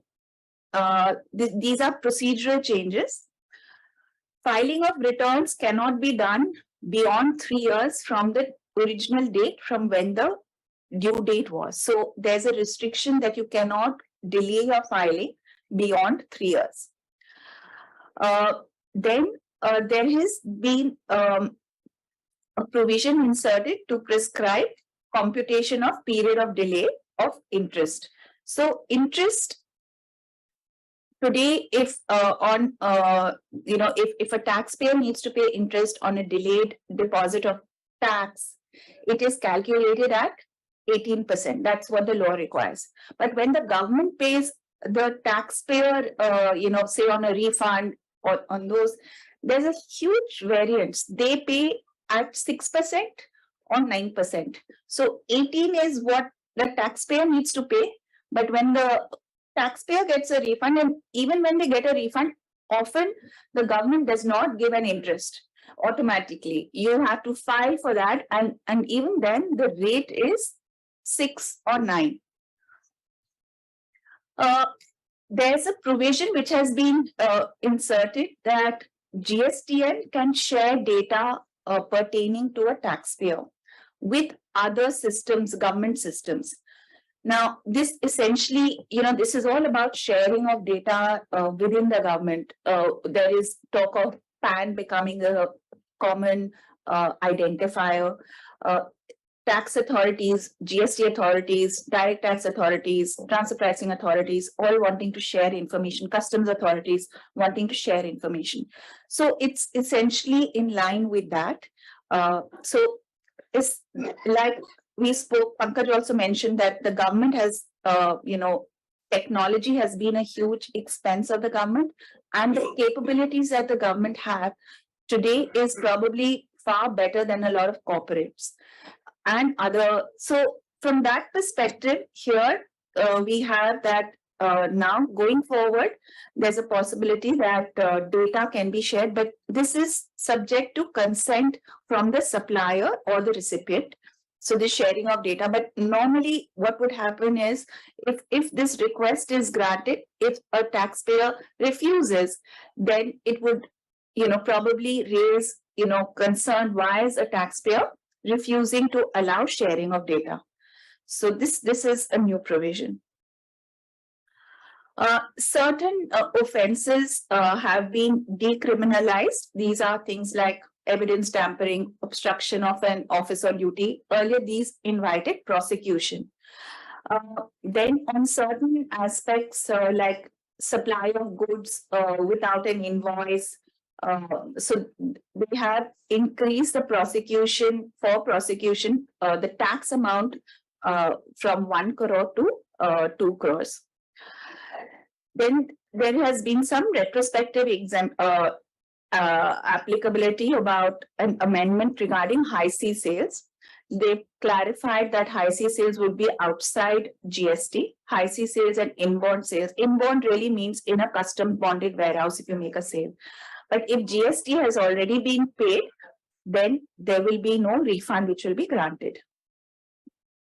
So this is short and sweet, just like the finance minister's speech on indirect tax.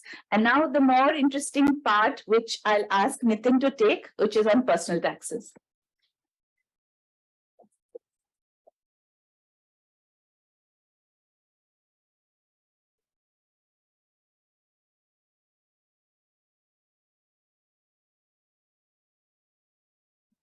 Thanks, Saloni. Thank you, Khansa, for this opportunity once again this year. As I'm sure people will be probably waiting for this session because this is a big change that's happened this year as compared to the previous years where we've not seen too many things happening. Before I sort of start talking about in terms of what changes have happened, I think one factor which was weighing on the mind of every common man or the Aam Aadmi was always the fact that what happens for ATC deduction, what happens to ATT deduction, what happens to ATTT, all these are very popular sections in terms of the deduction that are there. And sort of go back to the point that Dr. Bhanumurthy also made, that what happens to the savings that we are making? Are we actually getting deductions for the same? What we see this year is that there is no change that has happened in terms of the old regime, which primarily was imbibed by most of the people in the country.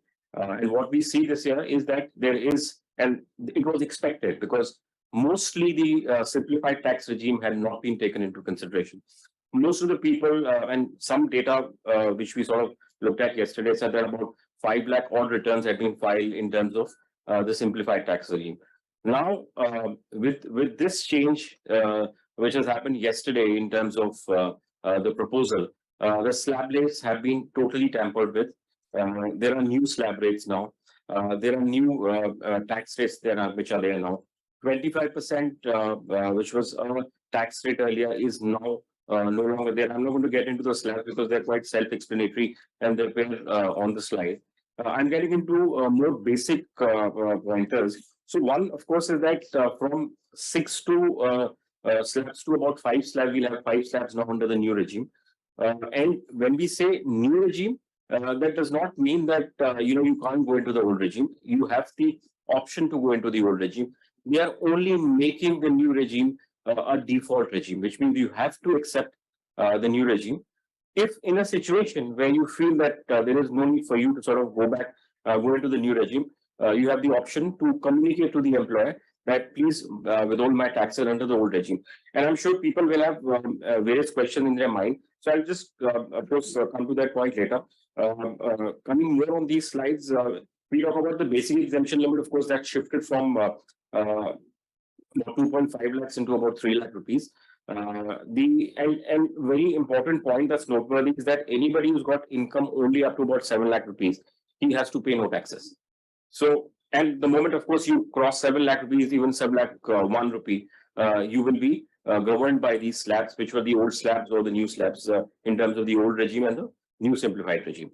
And bear in mind one thing which is very important is that while we have this exemption of 87 capitally available under both the old and the simplified regime, we have to bear in mind that the moment we look at the old regime, any deductions that are there to the extent of about 2 lakh rupees, which probably can be a combination of ATC and ATTT or ATD, that can be picked up and applied into the old regime, which means that even under the old regime, we have the option of not taxing anything, provided the income is not crossing the threshold of about 7 lakh rupees. But the moment you cross 7 lakh rupees, you're going to get taxable, and none of these exemptions are available to you. So you're taxed on those rates that are being made available.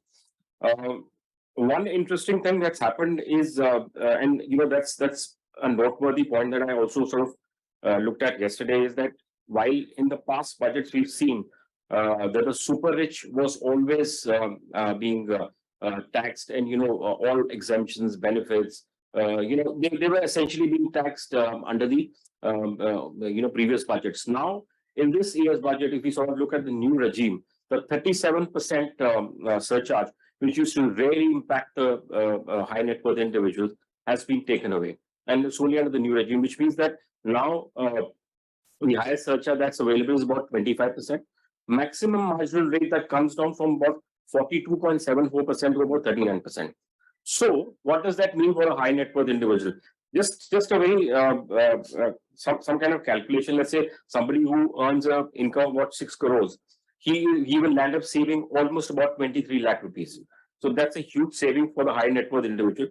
While that's happened in terms of giving them benefit, there are a couple of other things that have happened which will also pinch their pocket in terms of LICs and in terms of sale of capital assets. Another thing which was really expected was the standard deduction of 50,000 rupees that's been introduced under the new regime. It was already there under the old regime. So this, of course, is a big breather. I've already talked about the default regime. Please bear in mind all employees to communicate to the employer that you would like to go with the old regime, because that's the one that's going to get applicable only if you're communicating. Otherwise, the default regime is going to be the new regime. And the income tax form is also going to pick up the new regime, provided you've not communicated. So that's an important change. And also, one factor that sort of comes to a mind is that what happens if we actually pick up the old regime? If we pick up the old regime, we have to, of course, communicate to the employer, and also bear in mind that the tax return is filed well in time, because the moment you cross that period, there is an issue in there. Let's see if there is any clarification that comes on it, but that's the reading that comes out as of today. Okay, leave encashment, I think, is a welcome change. That's really that's really something that was never expected. But yes, moving from a number of 3 lakh rupees to about 25 lakh rupees is a fantastic number. People who've got decent amount of income in terms of their salaries, or people who have been jumping employers, I think they can sort of use the benefit of this 25 lakh rupees very well. So this is a great change that's happened. Gift of money by residents to not only residents is something which was earlier applicable in case of the resident. The only change that's happened this year is that from a resident, they moved actually also to a resident, but not only resident. They've probably seen that there are transactions that are happening, and they wanted to basically plug that. So hence RNR is also covered now within the ambit of gift. Okay, this is a point that I made, that what happens to LICs. LICs, where we're paying a premium for almost about 5 lakh rupees, or split policies which are up to about 5 lakh rupees. Earlier under 1010D, it was exempted. Now they have taken away that exemption. They're saying that the moment your premium is going to cross the period of number of about 5 lakh rupees, the time when you collect the money, that amount is going to get taxable. So therefore, we need to be very mindful of that. And of course, people who have been paying heavy premiums now on a going forward basis, when these policies are picked up, and the moment that this number crosses 5 lakh rupees, we have a question, and then this is going to get taxed. Of course, we'll get the benefit of the premium that's being paid as a reduction as a cost of acquisition. This will be taxable under income from other sources and not under salaries. Okay, this is again, as I mentioned, for the super rich or people who sort of are looking at selling of properties and making capital gains out of this. They put a cap to it under section 54 and 54F. There's a cap that's been put of about 10 crores.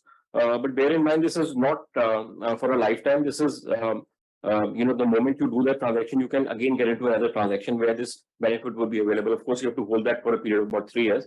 But yes, it's a cap that's been put because we've seen situations where people who are high net worth individuals who actually sell off properties and make decent amount of money and reap the benefits out of that. So this is where they're trying to plug that and cap it at about 10 crores.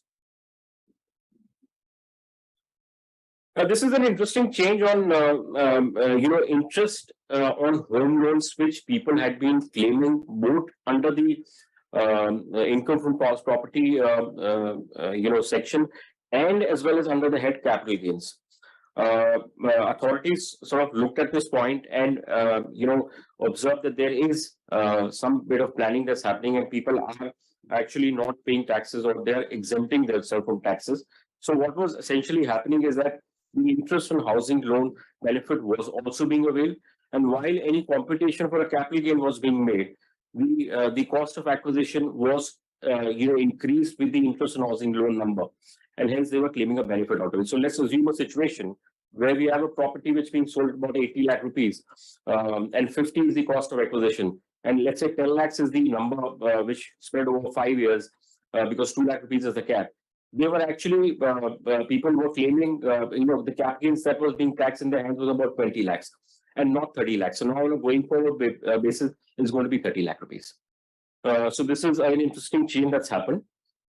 Lastly, this is a very procedural change that's happened in terms of PAN, where you don't have a PAN and PF withdrawals being done from 30%. They've actually reduced the number to 20%, particularly for people who may be the underprivileged who are receiving and don't have the PAN. They're being really hit badly. So therefore, for them, the sections being changed, and this procedural change has been made. I think that's about it from my side. Mostly other aspects have been covered, but we'll be there at the dais. Happy to take questions which are there. Thank you so much. Thank you very much, Nitin, for a crisp presentation. In fact, a big round of applause for the entire Deloitte team for such a crisp presentation.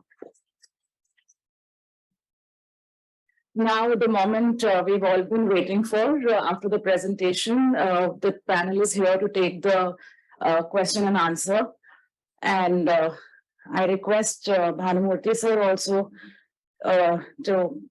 he's here. He's also joined virtually. So any the queries and the questions are welcome. The floor is open for interaction. Yes, please. Please switch on your mic, introduce yourself and switch on the mic, please. Good afternoon. I'm Surajit from NTPC. My query is regarding the personal taxation part, wherein the leave encashment exemption has been enhanced from 3 lakhs to 25 lakhs. Now, what would be the, is this some enhanced amount starting from 1st of April 2023? And what if an employee who is retiring in the month of, let's say, February, requires the employer to make the payments after 2023? Can the employer do that? So this is all prospective. This is not going to be from a retrospective effect.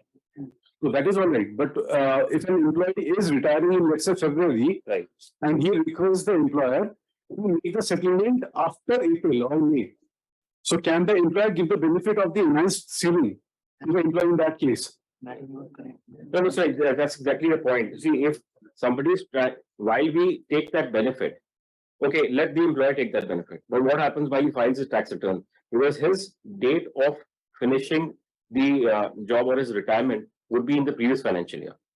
So how would that be? Technically, it's not the correct way to do it. Next question, please. Okay, in the meantime, I'll take some questions which we have received online.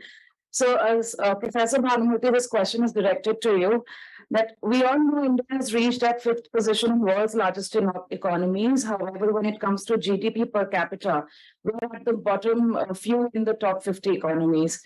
What, in your opinion, is a better indication of a country's progress from the perspective for common understanding and easy understanding? Yeah, I think so. First of all, India becoming the 5th largest economy in the world certainly needs some kind of, we need to be happy about it. But as everybody said, I think we need to compare with per capita incomes. And you are right that, we are in much well below 50th position or so. And I think that is the whole purpose of what the Prime Minister is arguing, that during the Amrit Kal, you need to become a developed nation. And for that, the country has been designated as developing or developed nation based on the per capita GDP, not on the overall GDP. So I think the whole effort of the government appears to be, going forward in terms of per capita GDP, and by 2047, I think we should be trying to be somewhere close to what the developed nations per capita GDP is. So I think these are all, the government, the economy is in right direction in my view. And if you continue this, and we would be able to achieve that target of developed nations. Thank you, Professor. Yes, we can take up a question there. Please introduce yourself. Myself, Alok from NTPC, and my question is related to customs. In respect of solar plants, the PI benefit has been withdrawn. So my question is, what would be the position for the project those are already registered under PI, whether the benefit will be available? So the customs notification is so the amendment, like you said, there were these conditional exemptions which we spoke about, that it's only. So while it may have been registered, if the imports have been made, I would believe for the period going forward, we may have a challenge getting the exemption, because the exemption has now been withdrawn. For the past period, we would have got the exemption, but going forward, it could be a challenge for the solar projects. Ma'am, what I understand that if import has already been made, then the benefit will be available for remaining imports under the same project import project. The benefit would be available. Would be available? Would not. Available or not available? That's what I'm saying. I don't think it will be available if the notification has been withdrawn. Because, yeah.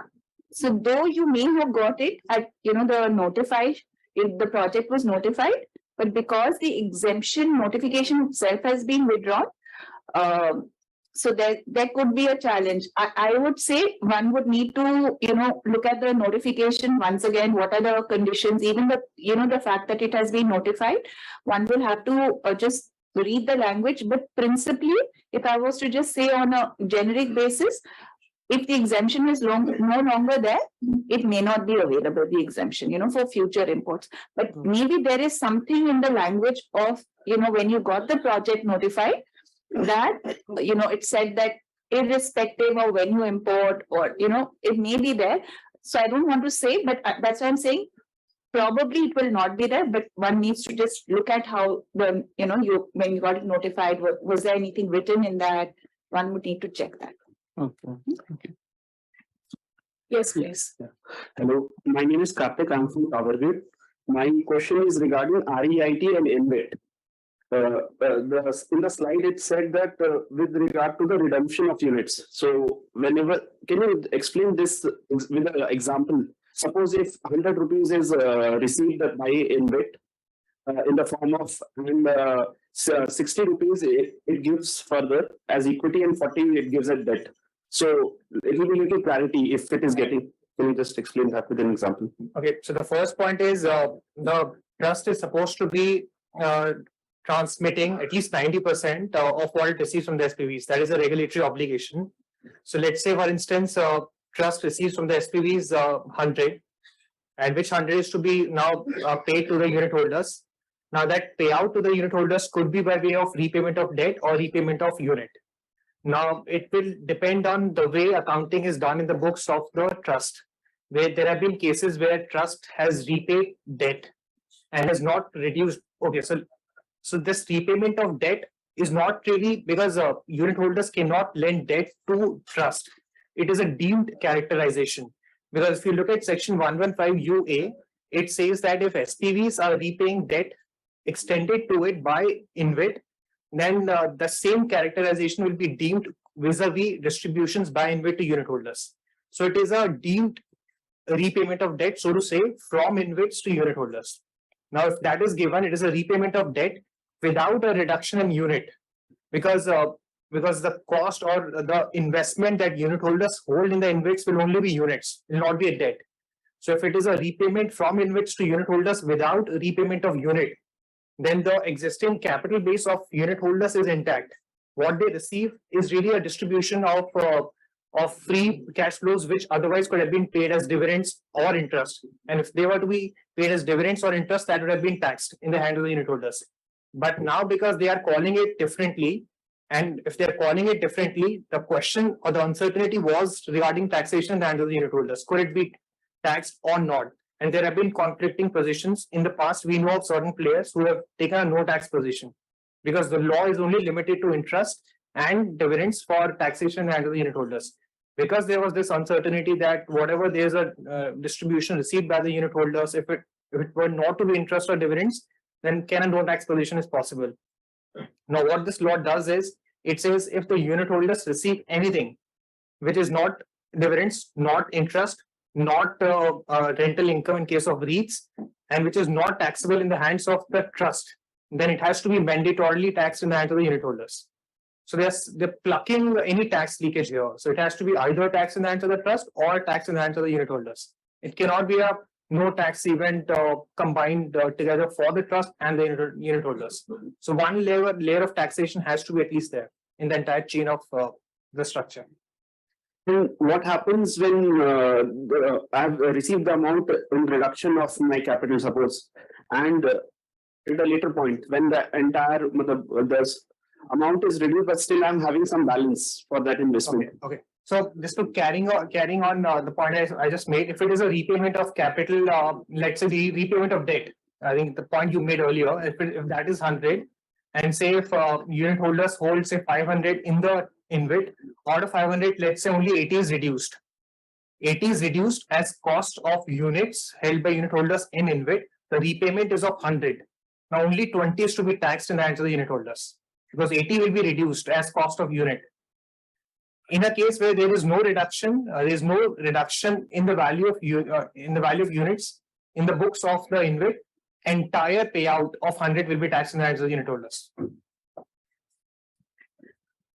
One question arising from that, what about the expenditure which the trust charges at the time of distribution? Can the receiver claim the expenditure against, set it off against the dividend income or interest income or the whatever gains he is getting from that trust? I think so. It'll really depend on the accounting that the trust does, right? And it is more of an accounting thing that the trust will generally have more of dividends, more of interest that it will earn from the SPVs. I'm sure because the law requires a project manager to be appointed, the law requires an investment manager to be appointed. Those costs will necessarily have to be paid by the trusts to those investment managers, to those project managers. Any fees paid towards those services can be offset, and only the net surplus will then have to be mandatorily remitted to the unit holders, and that is really a requirement under the law. And that's why they say distributable surplus. Effectively, you are getting the reduction of all the expenses. If I can say in layman terms, your NAV of a unit is derived after all the expenses. So which anyways factors all the expenses at the trust level. Nowadays, what is happening, we are receiving some statements from the trust where investment has been made. And in those statements, they are charging the expenditure, management fees or the handling charges they charge. And that amount is remitted to the unit holder, while the TDS is deducted on the gross amount. So in that case, anomaly is there because 26 years reflects the gross amount. So the income tax officer or 143(1) also will catch up. But gross amount is written in 26 years and we are declaring a less amount. So the taxpayer is a problem in that case. Agreed. Yeah, I think this is really a situation to deal with differently. I'm just wondering if there's a payout by trust to unit holders, let's say of a higher value, but the reporting that is done in 26 years is of a lower value. I think that difference first will need to be understood. And if there is a difference, as you just said, then I think really how does the income recipient offer that to tax? Because at the end of the day, the recipient receives only net of the amount, not the gross amount. I think then there will be a disconnect. You rightly said vis-a-vis tax position in the return and 26 years. But a point of what taking as a representation, like to remove the anomaly. There have been many representation against the PMS charges also. Yes. And I think that's had done in that case also. So people were paying heavy amount of PMS charges. They were not able to set it off against the gains from the PMS. So the same position I think will hold good in the case of this trust also. So the only difference, in my understanding is in an InvIT structure, you have no choice in terms of whether to claim or not. It comes after expense. Like, in a capital gain or PMS, different taxpayers take different positions. Some claim as expenditure, some does not. So it may just vary depending on what's the slight difference, but yes, logic remains the same. I don't know if there is any withholding issue on the capital gain side because there's no withholding on the residents. So you will not have this reconciliation issue of Form 26 years in that intention. Another point to be that you said that the expenditure incurred on CSR and whatever GST is suffered on that, it cannot be taken as ITC. So in case the company is making payment to a trust which is qualified for making expenditure under CSR. It's a CSR registered trust. So whatever expenditure the trust is making, it will obviously issue a bill to the trust, to the company. And will they charge GST on that bill if the amount is more than the threshold limit of 40 lakhs rupees or whatever the amount is in GST? So if the trust is supposed to, the trust is working on the no cost, no profit basis. It's only a reimbursement of the expenditure in a way. The corporate is paying to the trust to make the expenditure. They are making the expenditure and submitting the whole bill, consolidated bill to the corporate. So in that case, what would be the position? It's a very good question that you have made. Most trusts which are, engaged in activities which are charitable in nature, they may not necessarily be charging GST. There is an exemption under the GST law which provides an exemption from GST for charitable organizations, but it is only with respect to 3-4 activities. So one is, and they're very specific, one is for environment, one is for education, another is for skilling, and there's a fourth one, I'm forgetting that, but there are four areas. Now, if you are engaged in an activity which is beyond that, one has to look at whether, and so that is one aspect. The second is it a donation? Because if it is a donation, there is no service, as in there is no receipt. Because for a supply to attract GST, there must be, a consideration, a payment, and you must be getting something in return. If it is a pure donation without an expectation of a return that you're going to get, then maybe there is no GST. But if there is an expectation, okay, there will be a sponsorship, there will be, you agree with that charitable organization that you will give me, so many things, my name will be shown here. There are situations where, it may be done under the garb of CSR, but there are expectations that you need to do all of it. In those cases, then one has to look at whether it is actually qualifying as a charitable activity. And then GST may apply if it doesn't fall within the exemption. Exactly. That's all. So then that is the situation with GST. Bottom line is whether those activities are the critical points only. Absolutely. So if the activities are falling within the exemption limit, it's fine. Otherwise, as far as CSR is concerned, the company cannot give donation for CSR expenditure. The company has to give the CSR activity on its website and make the policy for CSR. Beyond that, they cannot go. So it cannot be in the shape of donation. The government has given the permission to spend through a charitable organization, and this also has been done probably to take the benefit of ATG, because the trust is registered under ATG. So that if I make the payment to the trust, I can take benefit of ATG in a way that I am routing the exemption through ATG rather than claiming it straight away in the P&L account. So that is a separate issue. But the Corporate Affairs Ministry, MCA, they often raise this question that if it is a donation, then it is not a CSR. CSR has to be CSR as per your website only, whatever policy you have framed. So in case it is as per the policy, then the expenditure has to be specific. CSR is rendering the activity of spending the money because it is registered under MCA under the CSR activities. They have opened a separate portal for that. So all the trusts which are doing the CSR activity, they are getting funds from CSR, and they are spending the money only for designated purposes only. So that also is to be seen whether the trust is obliged to charge GST or not. In my view, they should charge because it's a kind of service they are rendering. Exactly. So it is, but if you look at it, most trusts are not charging. But it is an issue which needs to be evaluated and examined in detail. It's just generally thought that it's a charitable activity, so GST should not apply. I think this is a very gray area where the trust, the corporate players are trying to take the benefits of all the laws.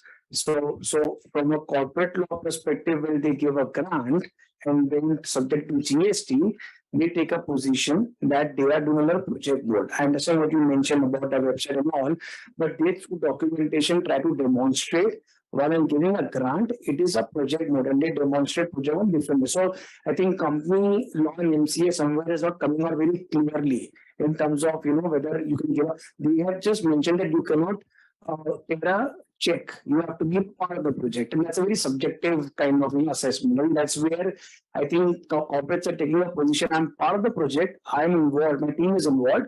But funding is not through a service contract, through a grant. And there's no quid pro quo. There's a position being taken that there's no GST. In spirit, I think government is very clear that 2% spent has to be from your pocket. Government will not subsidize that funding either through giving the income tax deduction or through input tax credits. I think that's the intent. But somewhere I think, for instance, currently I was surprised the government has still not plugged the loop of this ATG, right? So a lot of corporates do funding and take ATG deductions. Qua CSR. I think that express provision has not yet come, but it's a matter of time. It's going to come in, probably they'll plug all the needs from a CSR perspective. I would just like to add in a very, very. Sure, sir. If I talk about there's an FAQ by the LC on the CSR, which is the main donations are not allowed, but in the project mode it is allowed. And then in the project mode, if you give to a charitable organization, NGO with all the conditions, they cannot engage into business. So they have to be into charity. So when they have to be into charity for any project also, they will take voluntary contribution. So when they are giving a voluntary contribution, so they would not be charging a GST. And because they are not doing any activity for them, they are just doing that project on their behalf, which is on a charitable mode under section 250.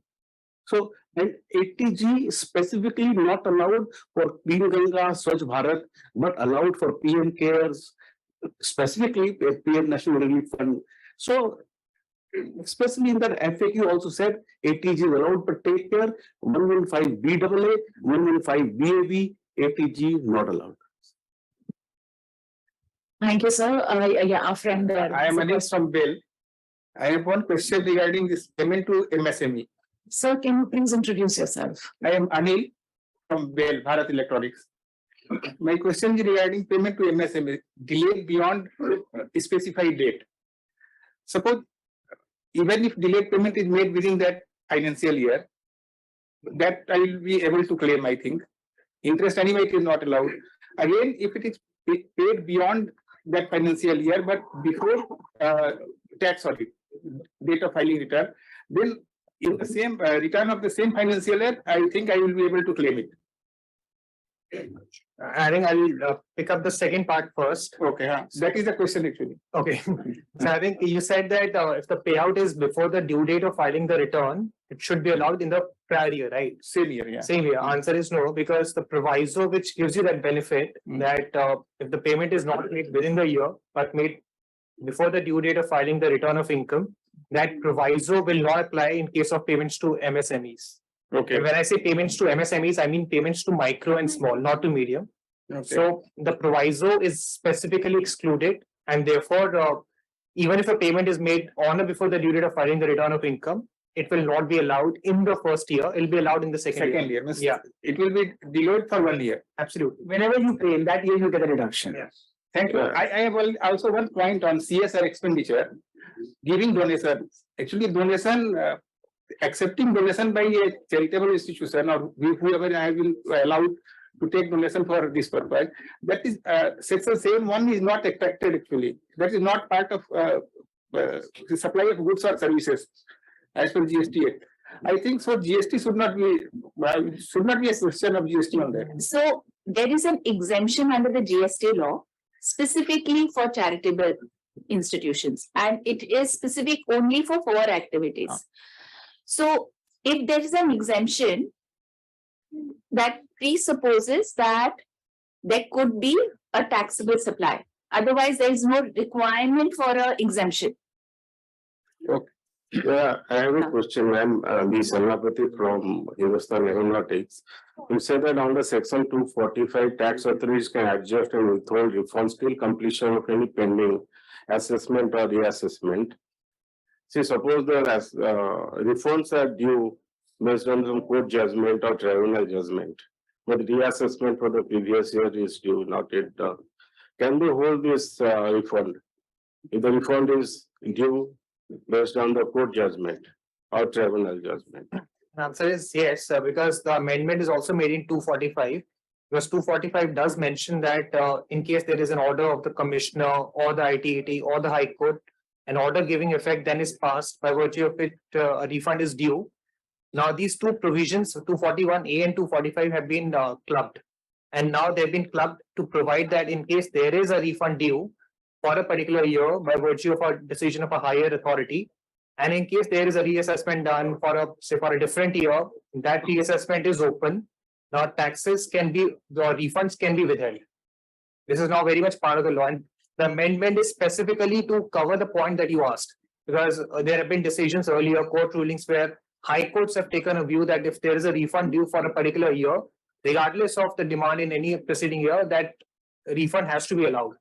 And as recent as maybe a few weeks back, there was a high court decision on this particular matter. So all those decisions now seem to be really, I think, overridden by virtue of this specific amendment in the law. And this is really our quick thoughts on this, but I think more and more guidance will emerge when we read the fine prints. When I think there's more clarity, probably there could be some guidance also. But I think reading the fine print as it stands today, that seems to be the position. I don't know if Pankaj has anything to add. I think maybe I will have to just look into it more detail. I would personally want to believe that if there is a refund arising out of the appellate order, and if there's no existing demand, maybe some proceedings are pending. If there's no demand existing as on date, authorities cannot stop the refund. But take a situation that you have a demand for different year out of assessment. Then yes, I think the law always existed. I think we've just tried to make it streamlined by avoiding the overlap of two provision. The law remains the same. If you ask me, the authority have to still issue a 245. You have to respond, let you know why it should not be adjusted. If your response is not satisfactory, so the law operation part remains the same. And even earlier also, right? Say a case that you have filed a return for a particular year, and there's a refund. Now, if that year is picked up for scrutiny or assessment, right? Normally, you never got refund till the assessment is concluded. Yeah, that remains the same. correct. If there is a demand, they will adjust and make the refund subject to the adjustment. Yeah. Then this 245, what is the meaning in this provision 245? It's more like avoiding the overlap of two law. But yes, we can just look into the final things and come back to you specifically. Okay. And also this 241A section has been discontinued from April 1, 2023. So that I think the reference of pendants or withholding refunds due to pendency of assessment or reassessment, which featured in 241A, has now been introduced into 245. I think it is an unpopular answer, but really, I think something really some interpretation could really exist between the lines. This is like adding agony to the existing challenge of getting the genuine refunds, from the department for like many years. So we add another layer of challenge. So before we take, so just a minute, we have a couple of online questions. I'll just take two and come back to you. So we have received a question which says, rate offered to women in the Nari Samman certificate is 7.5%. And for senior citizens limit scheme, the rate offered is 7.6%. Whereas some banks are offering even similar but higher rates. So then how this Nari Samman certificate is really an added advantage to the senior citizens, especially women. So I would specifically start with Professor Bhanumurthy on this. No, I think that we need to look at a little more detail. I mean, I'm not really sure.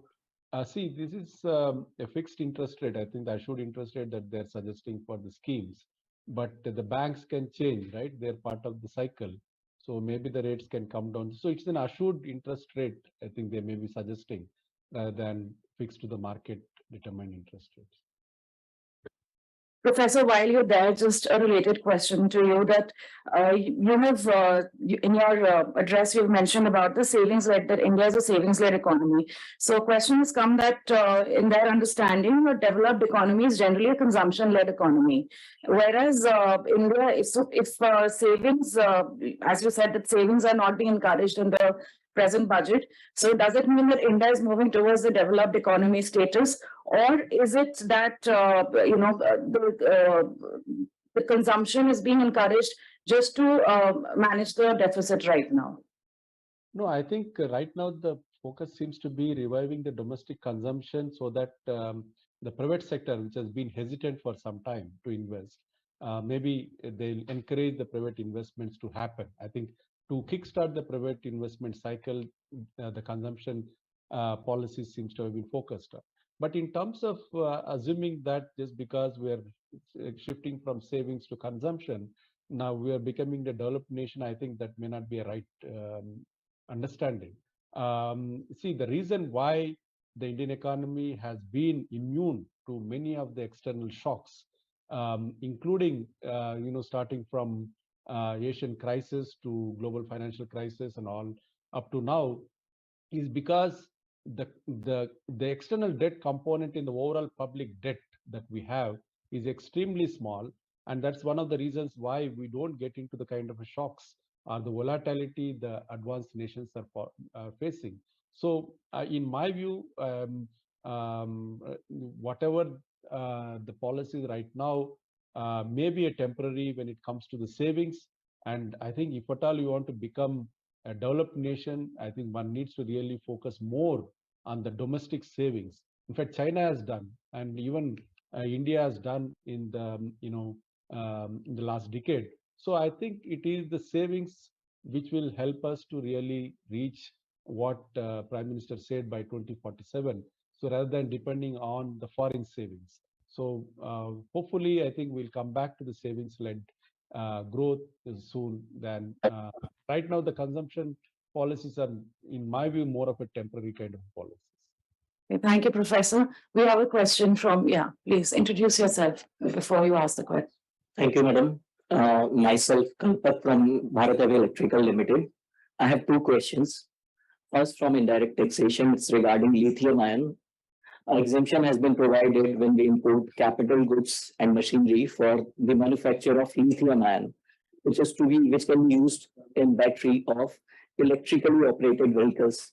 My question is whether importer should be the manufacturer of lithium ion, has to ensure that these lithium ions are being used for the battery of EV, that extra implication is there on importer or not.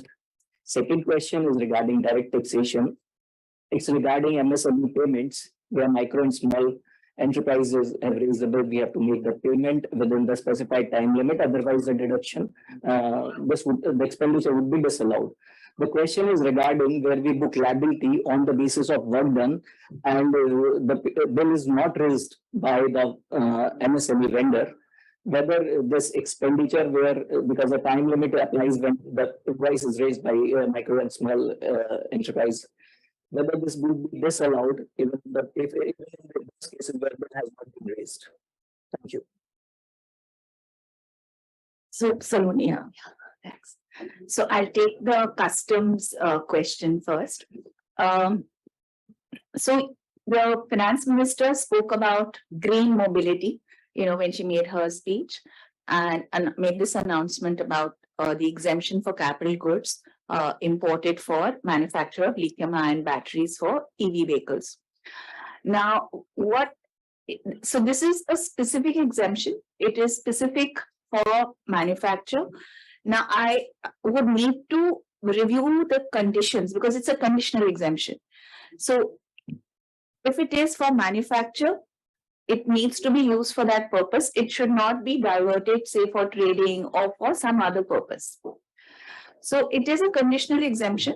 But I think you have another question. Is that capital goods? Yeah. What I mean is, it says you have to be a manufacturer of lithium-ion cell. So if I'm a manufacturer of lithium-ion cell, I'm fulfilling the condition. But what it says further, that these lithium-ion cells should be used for the battery in EVs. Correct. Whether importer has to make sure this, or whether I'm manufacturing lithium ion cells, which are compatible for you further usage with EV vehicles, then my job is done and I'll get the exemption, because IGC or something like that condition is not added in that notification or wherever in the further provision which I mentioned here. Okay, so see, I haven't seen the notification myself, but if going by one has to look at the language of the notification. One has to strictly interpret the language of the notification. If the notification just says it is for manufacturers of lithium ion cells, and it does not say for lithium ion cells which are used for EV, then if that bit is not there in the notification, then you don't need to look at that, because you need to interpret the notification for what it is. That's it. You need not go beyond that if it's not there. Yes. So second question with regards to that. The straight answer is no, because really to bring it under 43B is the law is really clarifying that the payment is to be allowed only on deduction. If there are accruals, regardless of invoice issued, not issued, accruals are to be disallowed and payment is to be allowed only on payment. Exemption or deduction is to be allowed only on payment basis. So that's the whole purpose. It will lead to some practical challenges because the deduction is not linked to accrual or when the invoice is raised on. It's linked to payment now. I think practically you will have to insist on the invoicing or maybe early invoice so that you can clear the payment deduction. So I guess the law that way needs very clear in black and white. It has to be on payment basis. Here I would to add what my friend is saying. I took that at the time of my initial deliberation. Practically, that will never happen as per my accrual concept, as per my accounting principle, as my auditing principles. Because when I am in a construction or service activity, so percentage completion method. So in that case, I'll have to book my expenditure. And he will not raise the bill. It would be my basically, if I say unrealized revenues. So that is an accounting concept allowed under income tax. Now, in that year, my MSME doesn't trigger. So that will be triggering in say next year or next year. So in the year in which it is triggering, in that case, I'm not claiming an expenditure. So when I'm not claiming an expenditure, there cannot be any 43B that year. So that provisioning at the year end, where there would be no disallowance. There cannot be. So, okay, so the disallowance will trigger only if an allowance is claimed. Yes. Right. If in accounting there's a provision made, but for tax you are disallowing because it is a provision, it is not an actual liability, and there's no question of 43B. 43B will trigger for an expense which is otherwise allowable under the tax law. If an expense is otherwise not allowable, then there's no question of 43B. Same question will arise when the material is lying in closing stock. Suppose supplier is So please use the mic, you're not audible. Exactly. What happens now, your the expenditure will be based on the consumption. See, you have procured that material, it will be lying in your inventory. And your expenditure will be based on your consumption. And consumption and payment, it will not match. for that year. Taxation. No, sir, please. When you procure certain goods, when you are accounting, you will book your purchases. You are paying the expenditure, it is not in consumption. Yes, sir. See, when you are procuring the material, all the material, whatever you are procuring will not be an expenditure in that particular year. So it is like it will be in your inventory, and then from inventory to the consumption to the cost of sales, it will go. No, sir. What you are saying is a totally different thing. Whenever you are procuring that financially, you will book your purchases. In the year of conversion, you don't book your purchases. Correct. But that your expenditure, see, our expenditure That might not be purchases, but services where it is not booked, only a provision made. There, I issue cut. In the case of goods, when it is lying in my in transit, in that case, first of all, my concept of accrual comes. That risk and reward is transferred or not. If the risk and reward is transferred, I become that owner of the good, then I book in my books. Otherwise, I'm not allowed to book. No, this will not be allowed to take it to your inventory at all. Sir, my question is, if that material is lying in my stock, so my profit is already including that stock, my taxable profit, and then adding it back under provision of 43B, it will be double tax in that. No, it will not be added back, sir. No. Let us take a very simple. Because I am not. Yes, if you are not making a payment, Yes. Then 43B, sir, for all those purposes, interest, bonus, all 43B are your booking an expense and if you are not making a payment. That means if you are not making the payment, then it will not be treated as an expenditure, means as a purchase in that particular year. Only if you are making the payment, then it will be treated as a purchase. It will be to your book. Sir, income taxes now, I would say a bit different. They have accrual system, cash system. Yeah. But if I talk about, they are moving certain items into cash system, even in the trust say application on cash system. Now TDS, which we are talking about this, which my friend talked about, TDS, they are totally based upon accrual concept. What about cash system? In that case, TDS will not be allowed. How that is possible? Because there is no correlation. Sir, take this example. Suppose I procured something from MSME that and did not sell anything in that year. So my purchase value and my closing stock value is same, and I am not paying that MSME party. I So think, even if there is no sale and no profit, I will have to pay tax. okay, so I think just to simplify, the first point, the start point is the accounting. I think if from accounting you are showing that as an expense or maybe cost of raw materials consumed, for which there is no payment made until end of the year. It could be as purchases or net of raw materials consumed or goods consumed. And if there is no payment made, then the law is clear that it is not to be allowed. I mean, to answer your specific question, not from accounting perspective, what I've understood, that if you made a purchase that's sitting in your debit of your PNL, that year you have not sold it, therefore it goes to the credit of your PNL through closing stock, right? So net effect, you have not claimed the expenditure. Since you have not claimed the expenditure, there will not be a question of 43 coming in that place, right? It's what I think Mr. Jain was saying, that if you start with a profit from the books, from a computation, it is an expenditure claimed. That's how you start looking at 43B. In your case, from accounting aspect only, you have not claimed the expenditure. So there, you will not again add back and lead to like a double kind of a disallowance. If the stock is lying in stock, in closing stock, if that makes sense, then I will have to not to get that 43 provision for anything.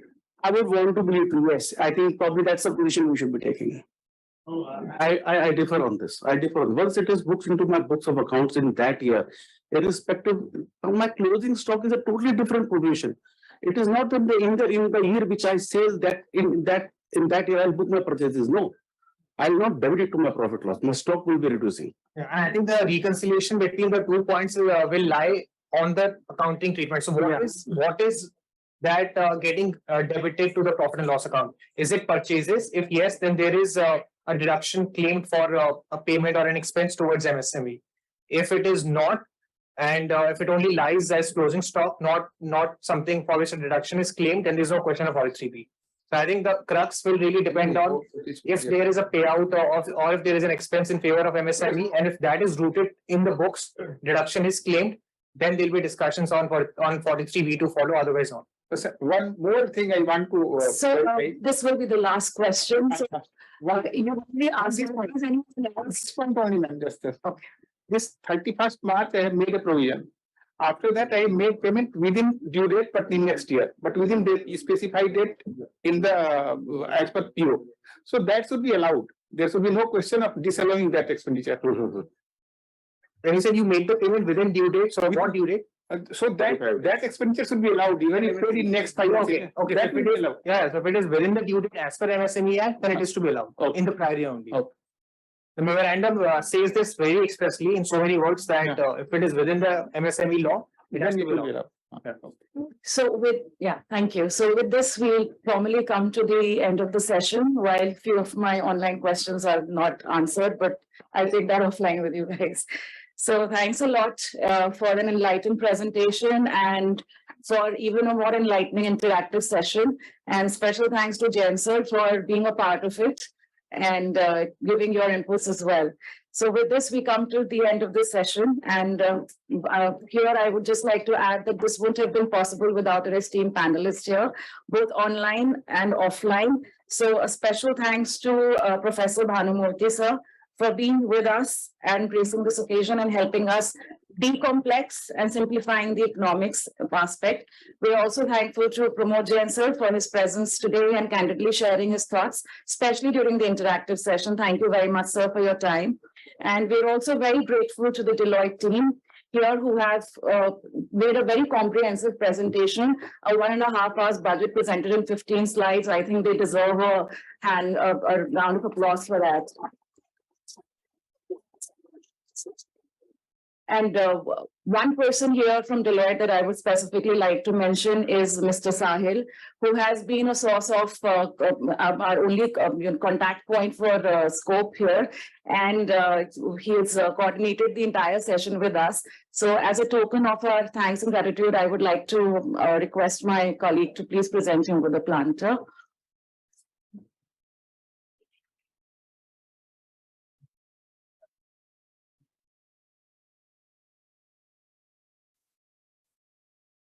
We're also very thankful to DG Scope for his time today and for his guidance through all our programs. Thank you very much, sir. A big thank you to Scope team for putting everything together. And last but not the least, gratitude to all the participants, both offline as well as online, for being with us and making this session a success again. So with this, we come to the end of this session today, and till we meet again. So thank you very much and Jai Hind. And I request everyone to please join us for lunch before you leave. Thank you very much.